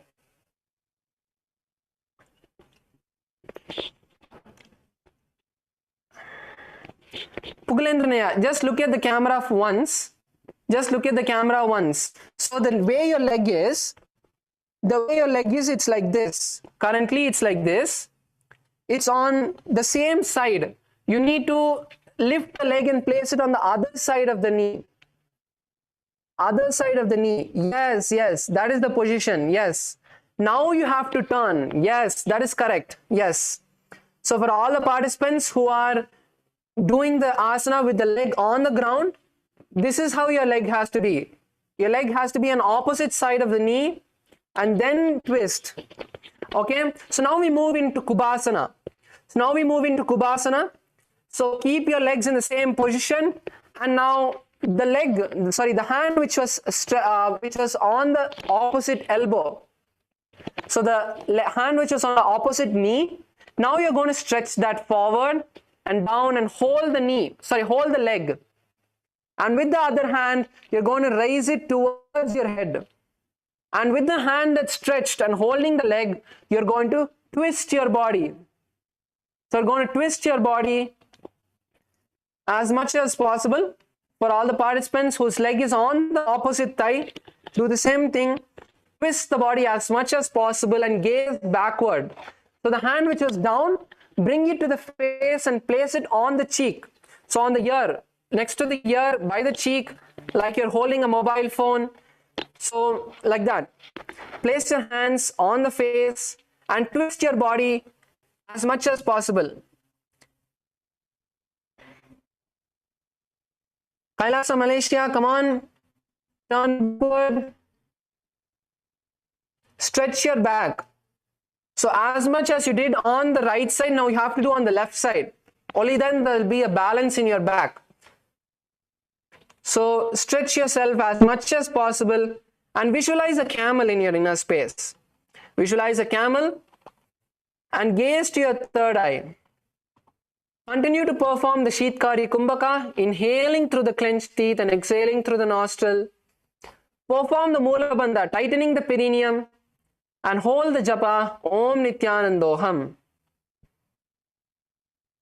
Asana ko guna jholo jaye. And now do not release the position. Stay in the same position and just lower the hand. Just lower the hand all the way onto the ground and place it. Now in this asana, you're going to stretch yourself even more. Push yourself even more in this asana. Give your gaze backward. All the participants, you do not need to look at the screen. You can gaze backward. Keep your head backward. As I'm giving the instructions, you do not need to see the screen. Keep the gaze, keep the focus only on stretching your back, twisting your back as much as possible. In this asana, once again, visualize the great sage Matsendrasana. Fix the gaze on the third eye. With head facing backward, bring the gaze to the third eye. Continue to perform the Sheetkari Kumbhaka, inhaling through the clenched teeth and exhaling through the nostrils. Perform the Mula Bandha and the japa Om Nithyanandoham. Matsendrapidham jadhasarittim prachandarukmandala khandanastram abhyasatah kundalini prabodham dandasthiratvam hidadati pumsam. So the Shastra Pramana of this asana actually tells us the benefit, which it says that when we perform this asana, it raises the kundalini and gives the stability to the spine, and also it destroys all the ailments in our body. So it's a very powerful asana. Now we move into the next asana, which is Padmasana. All of us can first take a short break to kind of loosen our legs. So any of the participants, you feel your back is tight, just raise your hand Participants feel your back is tight because of performing this asana. Okay, good. So that's the thing. So even if you did feel your back was tight, by performing this asana, you loosen the back completely. Okay, good.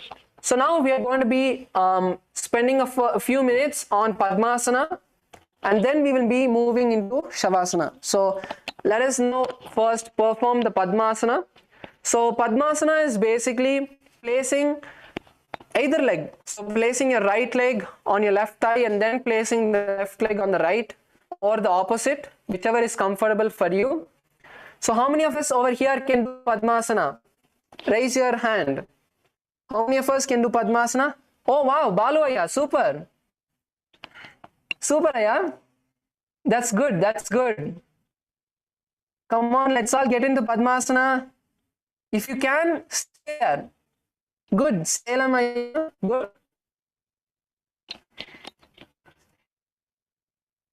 Nandakumar Aya, that's good. Kailasa LA, how many of us can do Padmasana with both your legs? Either side. Good. Kailasa Malaysia. You're doing the Ma first row Ma on the purple mat. That's good, Ma. You even have a few more people in Kailasa Malaysia. That's good. So let us now take a few minutes to see how to get ourselves into Padmasana if you're not able to. So first let's start with one leg. So for those participants who are already able to do Padmasana, all of you can practice doing Padmasana without your hands. So all of you can see. Baluya, can you do Padmasana without your hands? Thumbs up. Yes, good, good, good. Yes, that's good, that's good. So you want to bring little bit more momentum. So however you did, that is fine to start with. So once you place your first leg on the opposite thigh, so lean back, and at the same time you want to pull your leg, not just bring it slowly, bring some momentum. So bring some momentum. No, not both the legs together. So first place one leg on the opposite thigh, and once you place one leg on the opposite thigh, you can lean a bit back, place both your hands nice and firm, and then kick the leg from the ground. Yes, so you can practice doing Padmasana without your hands. So all the participants who can do Padmasana with Padmasana without your hands and get into the position. For all of us who are first practicing to get ourselves into Padmasana, place one leg on the opposite thigh. So all of us can place one leg on the opposite thigh. Come on, Kailasa Malaysia, place one leg on the opposite thigh.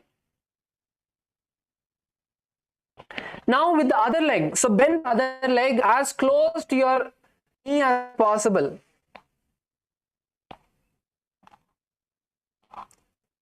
So bend the other leg as close to the knee as possible and hold the leg. So hold the foot and pull it as high as possible. Start pulling that leg as high as possible.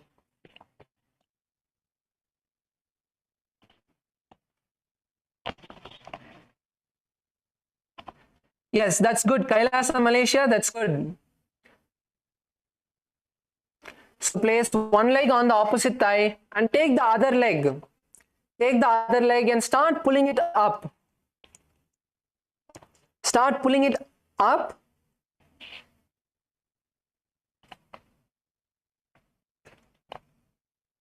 Good. In Kailasa, Bolivia, a lot of participants are able to do Padmasana. That's good. Same, Kailasa LA male team. So place one leg on the opposite thigh and with the other hand, you will slowly pull the leg towards the... Ma Virupaksha, are you in Padmasana? Wow, That's beautiful, ma. That's beautiful. Ma Virupaksha is doing Padmasana. That's great.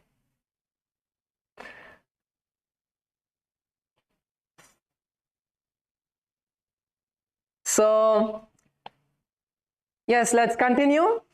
So, place one leg on the opposite thigh, and with the other leg, you will slowly start pulling the leg to the opposite thigh. Okay.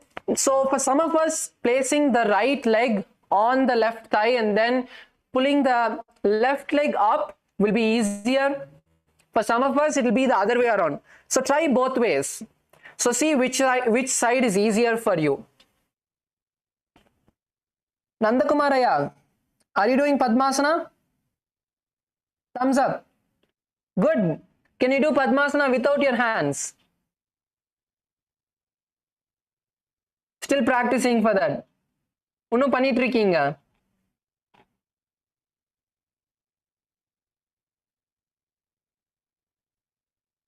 Okay, good, Aya. நல்லது. So,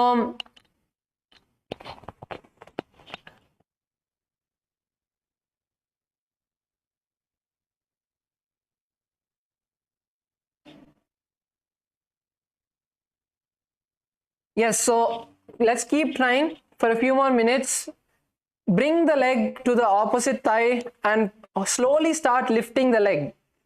So you need to slowly, so your knee is tight, right? The knee and the muscles around the knee of the other leg is tight. So you need to start loosening it. So you need to start loosening the muscles and the knee. Then only you're going to be able to place your leg on the opposite thigh. So come on, let's keep trying for a few more minutes. And as we try, visualize Paramashiva in your inner space. Now we are going to be performing the next Kumbhaka, which is the Shitali Kumbhaka.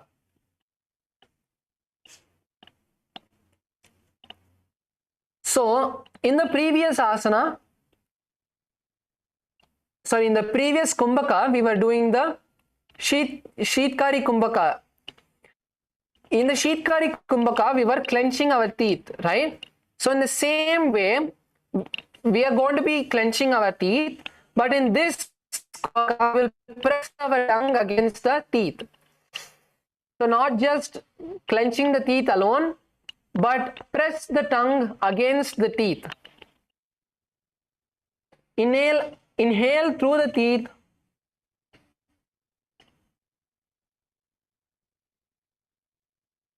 And then exhale slowly through the nostrils. So this is the Shitali Kumbhaka. Inhale with the teeth clenched and the tongue pressed against the teeth, and then exhale through the nostrils.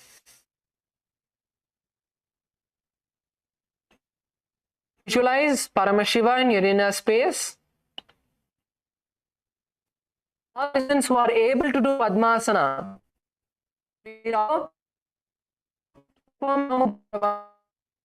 so yet to perform, you guys can continue to focus to raise the leg and place it on the opposite thigh. For those who are already able to do Padmasana, now as you inhale, so inhale deeply through the Shitali Kumbhaka and then lock your chin to the chest. So this is the Jalandhara Bandha. So Mahamudra Bandha is all the three bandhas together. Inhale, lock your chin to the chest. Simultaneously perform the Mula Bandha as well. And then when you can't hold on anymore, exhale through the nostrils and pull the stomach in and up. Pull the stomach in and up as much as possible.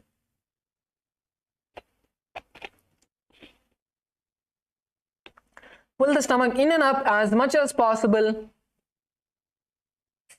And then exhale. So when you're inhaled, when your lungs are full, you will not be able to perform the Uddiyana Bandha. We need to exhale to perform the Uddiyana Bandha. And now the japa has changed to Om Nithyananda Mahasadashivoham for this asana.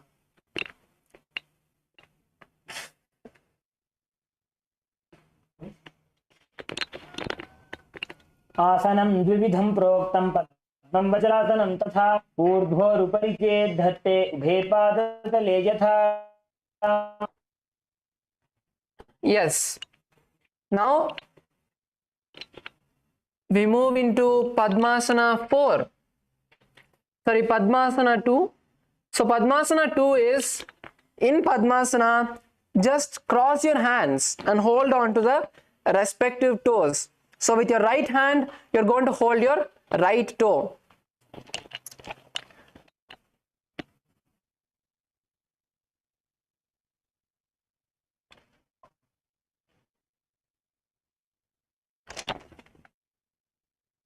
And in your visualization, you're going to hold Goddess Parvati in your inner space. Come on, all of the participants who are yet to perform Padmasana, give your legs a little shake and get back to pulling your legs. So once you have placed your leg on the opposite thigh, continue to try to pull the leg onto the thighs.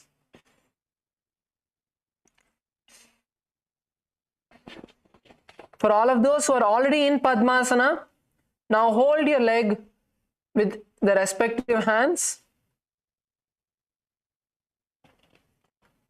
Cross the hands, hold the respective toes.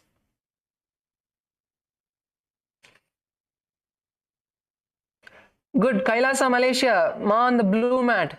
Wonderful, Ma. You're able to place your leg on the opposite thighs. That's great. Now stay there. Stay there. Stay there as much as you can.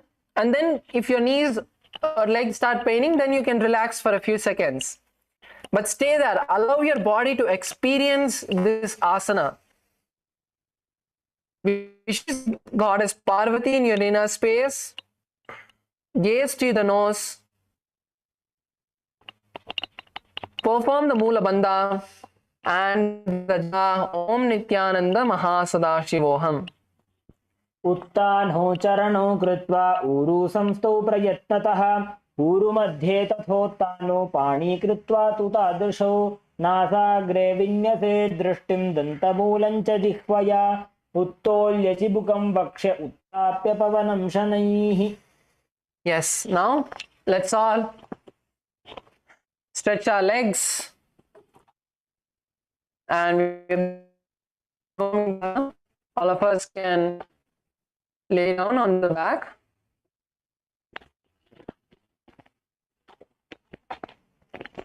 Lay down onto your back. Keep your hands by your side.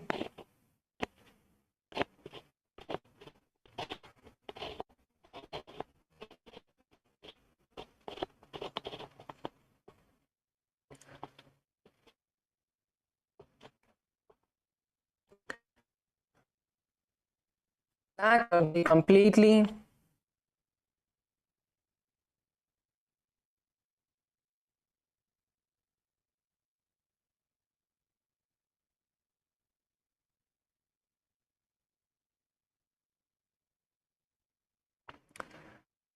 Completely stop all of the micro movements in your body, the legs, ankles,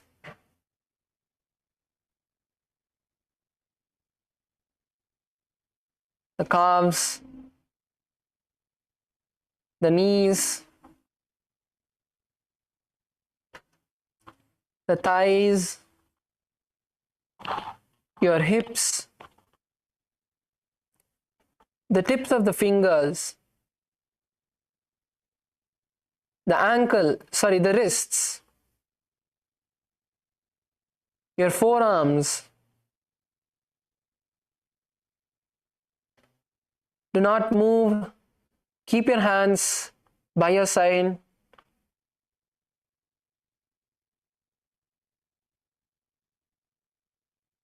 Allow the tension to be released.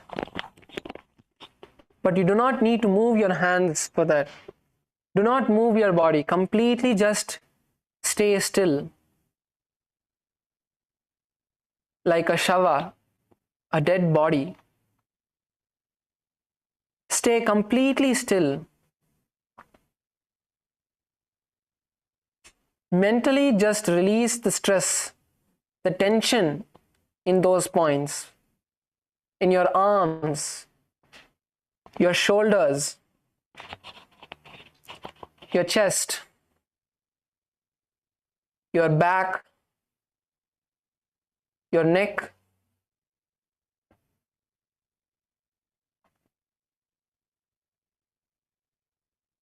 Now we'll perform the Shakti Chalana Mudra, where you pull the Kundalini through the 7 chakras all the way to the crown center.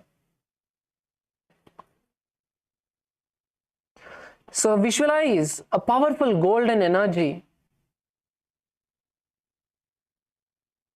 in your Mooladhara, the root of the spine, the base of the spine. Now visualize this energy is moving up towards your abdomen, your navel, Manipuraka chakra, your Anahata, your heart center,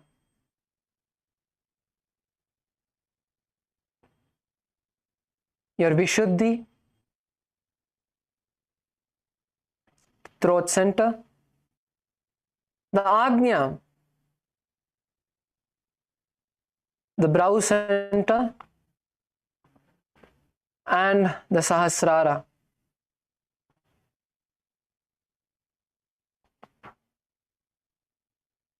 Just hold the visualization of Swamiji in your inner space. Whichever form you connect with. Those of us who have had the blessing of seeing him physically, of having Swamiji's darshan physically, visualize that moment when you saw him, when you maybe received the physical darshan, physical touch in the energy darshan. Visualize that beautiful form of Swamiji.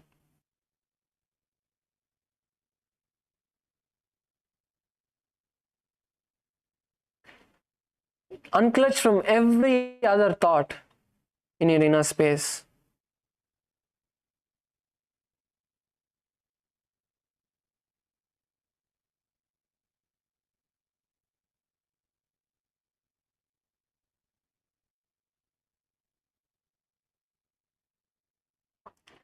Visualize the entire energy that you have received during this yoga, moving through all the parts of your body in the nadis or the energy channels.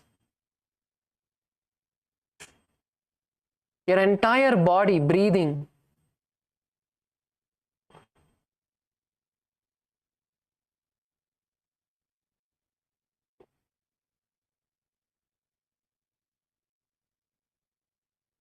Do not drift away into any other thoughts.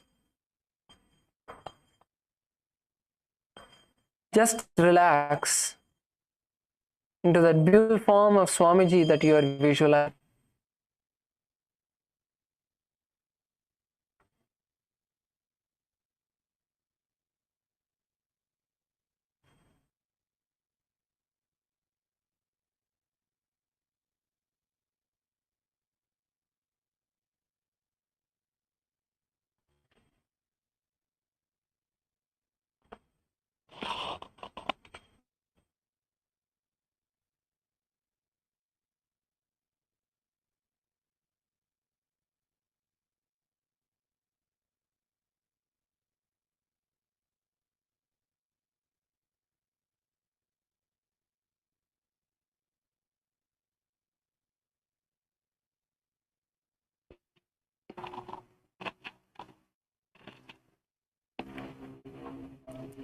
Just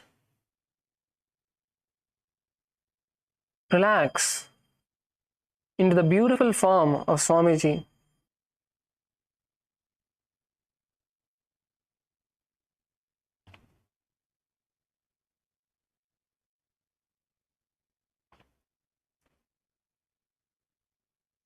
Now, slowly bring awareness back to your body.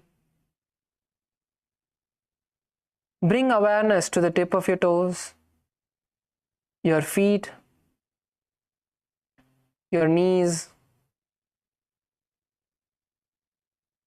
your legs, the tip of your fingers, your palms, your arms. Now bend the knees to the chest, wrap them, and just rock yourself for a few moments from side to side, back and forth. And now you can roll up, come to a seated position. Any of the participants next to you who have entered into Samadhi, you can just give them a light tap and bring them back. Yes. So now, continue to be in this restful space, and we are going to be concluding today's session with the Purna Mantra. Bring your hands together in front of your heart center. Close your eyes. Be seated, all the participants, please be seated. Bring your hands in front of the heart center.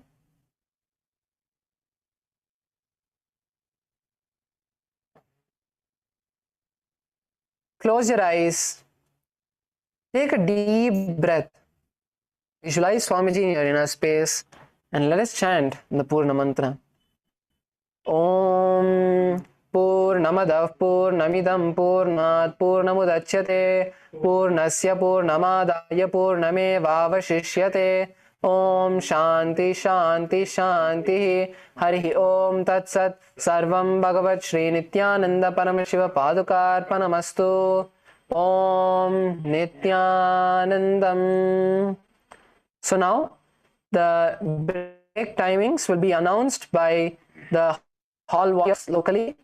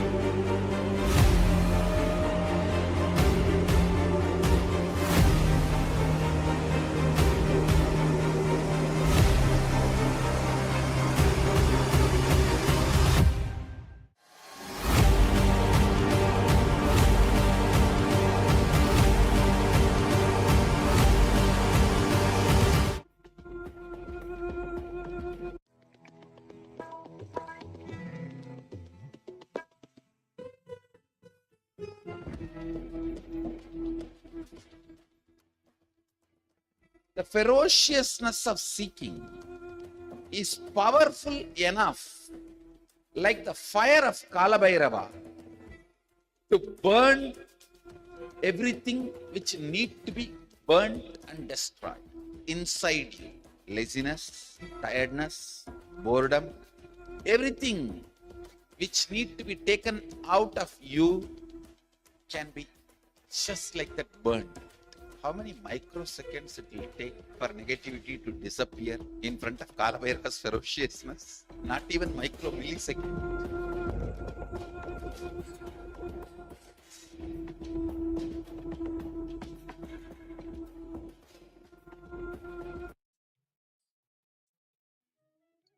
Nithyanandam Paramashivoham Kevalam Dhyanamurtim Dvandvatītam Gaganashalisham Tattvamasyaadilaksham Ekam Nityam Vimalmacham Sarvati Sakshibhutam Bhavatītam Trigunarahitam Sadgurum Tam Namami. Yes, Nithyanandam, all of you. Nithyanandam. And welcome to today's day 20 of Paramashivoham Level 1. We are almost at the end of 21 days of the beautiful and wonderful Paramashivoham. And we just finished 108 asana sequence. So requesting all of you to share your experience. Those who are watching us on YouTube, those who are watching us on Zoom, everybody to share their experience. What breakthrough that you are having. Any breakthrough that you had today. So let us share, take a moment and share. Meanwhile, also let's get ready to manifest the powers of Paramashiva. So in terms, so in terms of yoga, so in terms of the breakthrough for the yoga, it's important that you push yourself as well. So in every pose, in every posture, push yourself that little bit more each time, just that little bit more. So that's the idea, to be able to stretch yourself further, to push yourself further. So each time you can have a breakthrough, and you will have a breakthrough. This is a very, very important. If you're just doing it for the motions, that is not going to help. So you have to make sure that you do it authentically, and you push yourself into the motion, into the postures. You push just that little bit further each day, and you find you are able to, especially in the presence of Swamiji, you are able to. So in the Rajasabha, in the where you've got the Atmamurti of Swamiji, Swamiji is there with you, is present with you, and is helping you through. So just push that a little bit further, a little bit more, and you'll be able to get breakthroughs again and again and again. Yes, and there are 12 components of Nithyananda Yoga. It's not just the asanas, but there are pranayamas, bandhas, mudras, chanting, abharna, jewelry, and japa, visualization. Each component is aligned for you, for your conscious, superconscious breakthrough. Align your body to have received that superconscious energy. So, say that very beautifully that for what intent you move your body, that intention will be delivered to you. That's why it's not just asanas, it's the overall 12 components that is incorporated with Nithyananda Yoga, and Swamiji gives the essence. Swamiji says Nithyananda Yoga is the essence of millions of yogic scripture. So we are all fortunate enough to practice this Nithyananda Yoga in the presence of the Supreme Pontiff of Hinduism, Swamiji. Alright. So we'll be beginning with the power manifestation. We'll be entering into the Samanasana.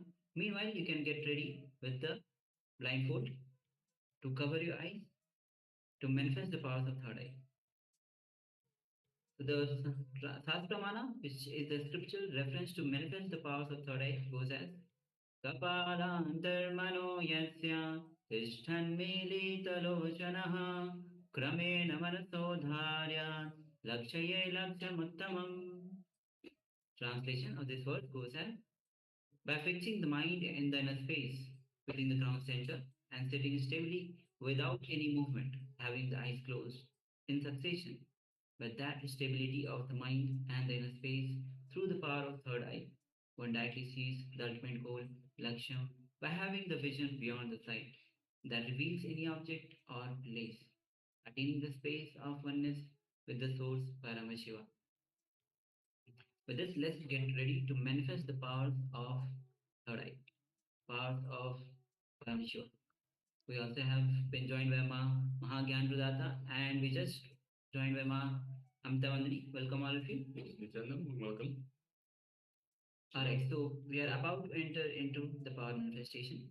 Yes, welcome to this day 20 of 21 days of Padmashivoham Level 1. So let us get ready for the power manifestation. So for the two participants that have just joined us, requesting you to please gather an eye band or a piece of cloth that you can use to cover your eyes and take part in this. We're about to enter into the first round of the power manifestation. So sit comfortably with your head, neck, and spine in a straight line. And let us just start unclutching from everything and anything. So everything external, all the distractions, disturbances, all the noises, sounds, all the thoughts about what you're going to do after this, what you're going to have for lunch, for dinner, for breakfast. Let's just put all those aside. Let's just unclutch from them. So we unclutch by just becoming a witness, just witnessing and not getting involved in the thought, not getting involved and tangled in the thought. Just become a witness. So just promise yourself that every time a thought comes, you are aware it is a thought. You don't get involved in it. Just unclutch again and again. Unclutch.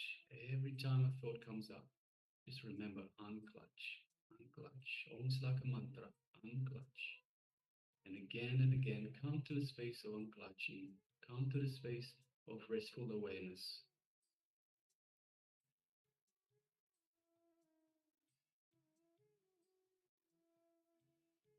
Now, from this space of restful awareness, let us move our attention to our inner space, the Ananda Kanda, which is just below the heart center. This is our inner space. Let us remember Swamiji in our inner space. So visualize the ideal image of Swamiji that you have, the one they have connection to, and just build on that feeling connection to Swamiji. Just strengthen that feeling connection. Send some gratitude to Swamiji in your inner space. We're visualizing Swamiji in our inner space, sending gratitude to the Master. Thank you for being in our lives.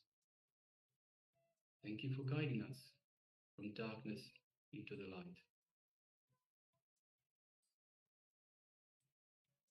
Just take a moment and feel Swamiji in your inner space. Feel his love, his compassion, his infinite grace showering upon you.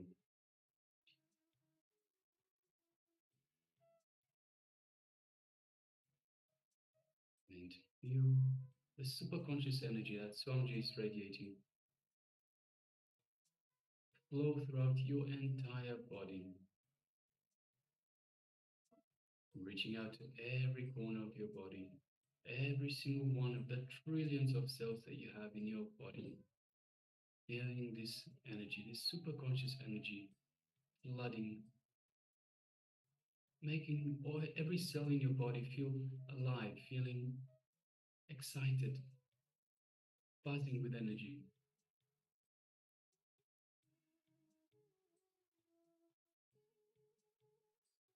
Just take a moment and feel this space of oneness with Swamiji. You are one with Swamiji. You are in oneness with Swamiji.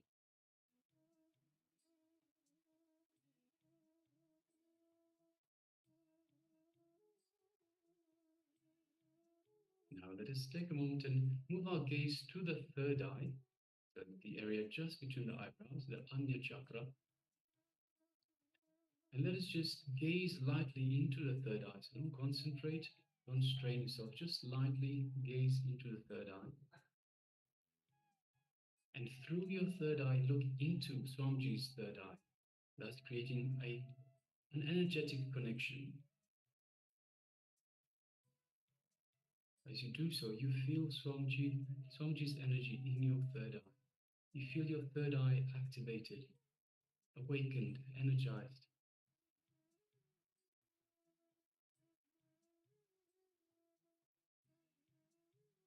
In this space of oneness, and from this powerful knowledge, that powerful recognition that you are Paramashiva,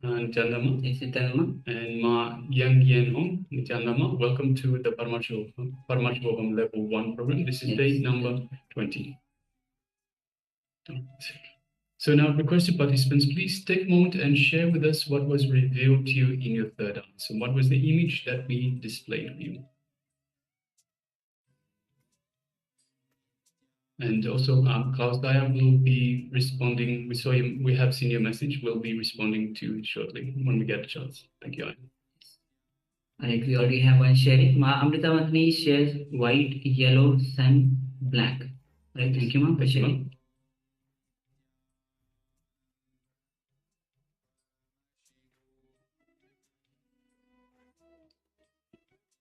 So remember, again and again, go on manifesting the power. It is with deep feeling connection with Bhagwan that you start manifesting the powers. The deep feeling connection, you enter in the space of oneness, that restful awareness,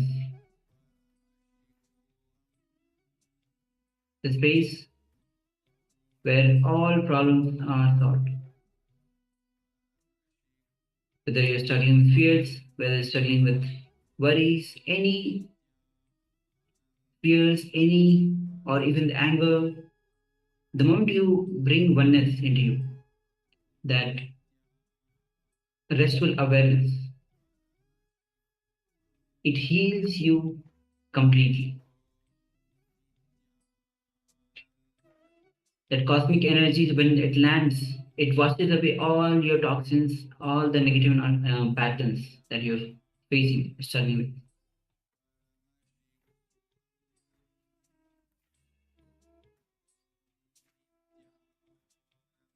Yes, requesting all of you to share, and also participants on the YouTube, you can also start sharing on the YouTube chat.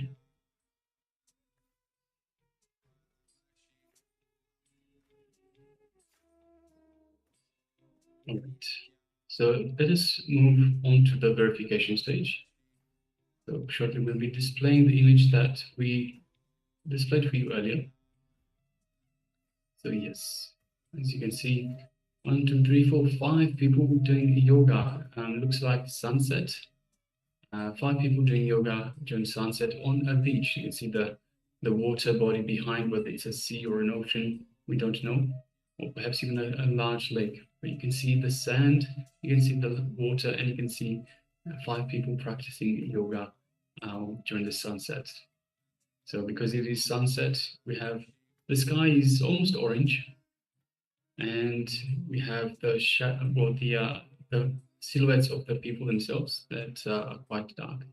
So yes, just checking the sharings. Ma Amrita Vandini says white, yellow, sun, and black.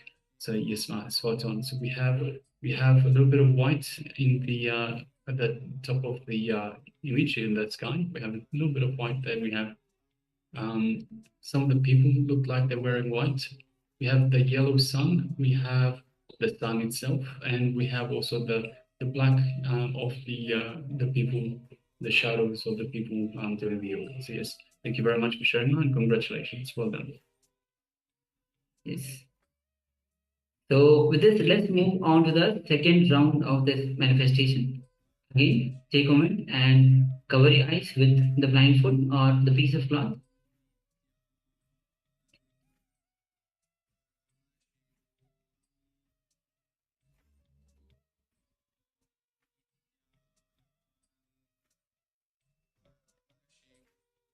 So that light doesn't fall on your 2 eyes. We are manifesting the powers of third eye. Third eye is the seat of willpower. When you start manifesting the powers of third eye, you will have the power to manifest anything that you want. So now, as you sit with your head, neck, spine in a straight line, visualize Swamiji in your inner space. There's energy landing into your body, energizing your whole system. Every trillions of cells of your body getting energized with Swamiji's energy.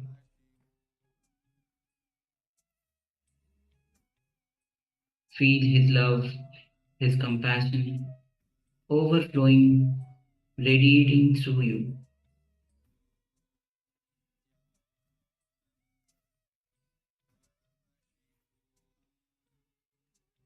Now, gently bring your awareness to your third eye. Don't force yourself, don't tense yourself. Just a gentle awareness to your third eye. And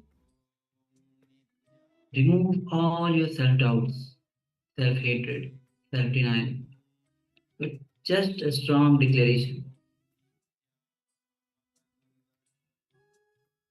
Unclutch from all the identities that you carry.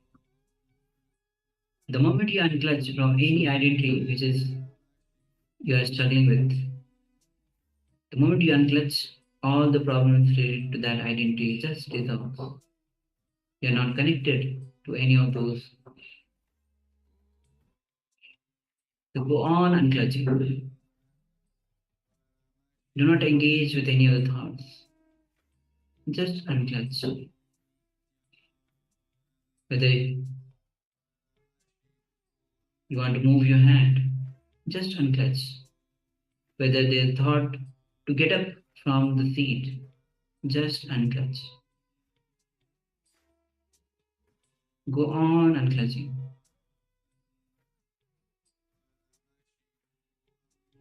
Then you enter into the space of that pure oneness, pure unclutched space. Now let's start chanting the Mahavakya. Om Nithyananda Paramashivoham. Om Nithyananda Paramashivoham.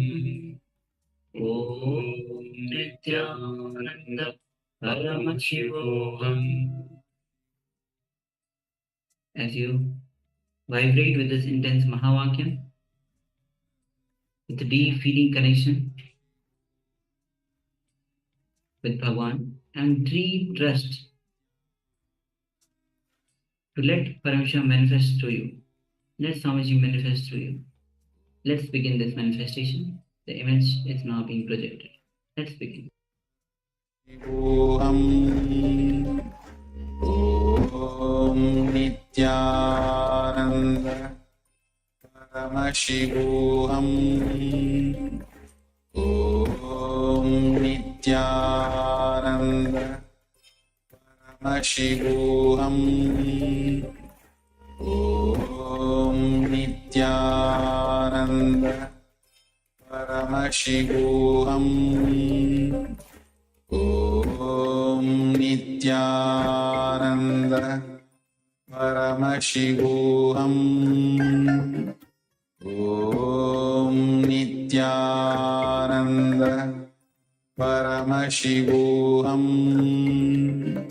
Om Nithyananda Paramashivoham. Om Nithyananda Paramashivoham. Om Nithyananda Paramashivoham. Om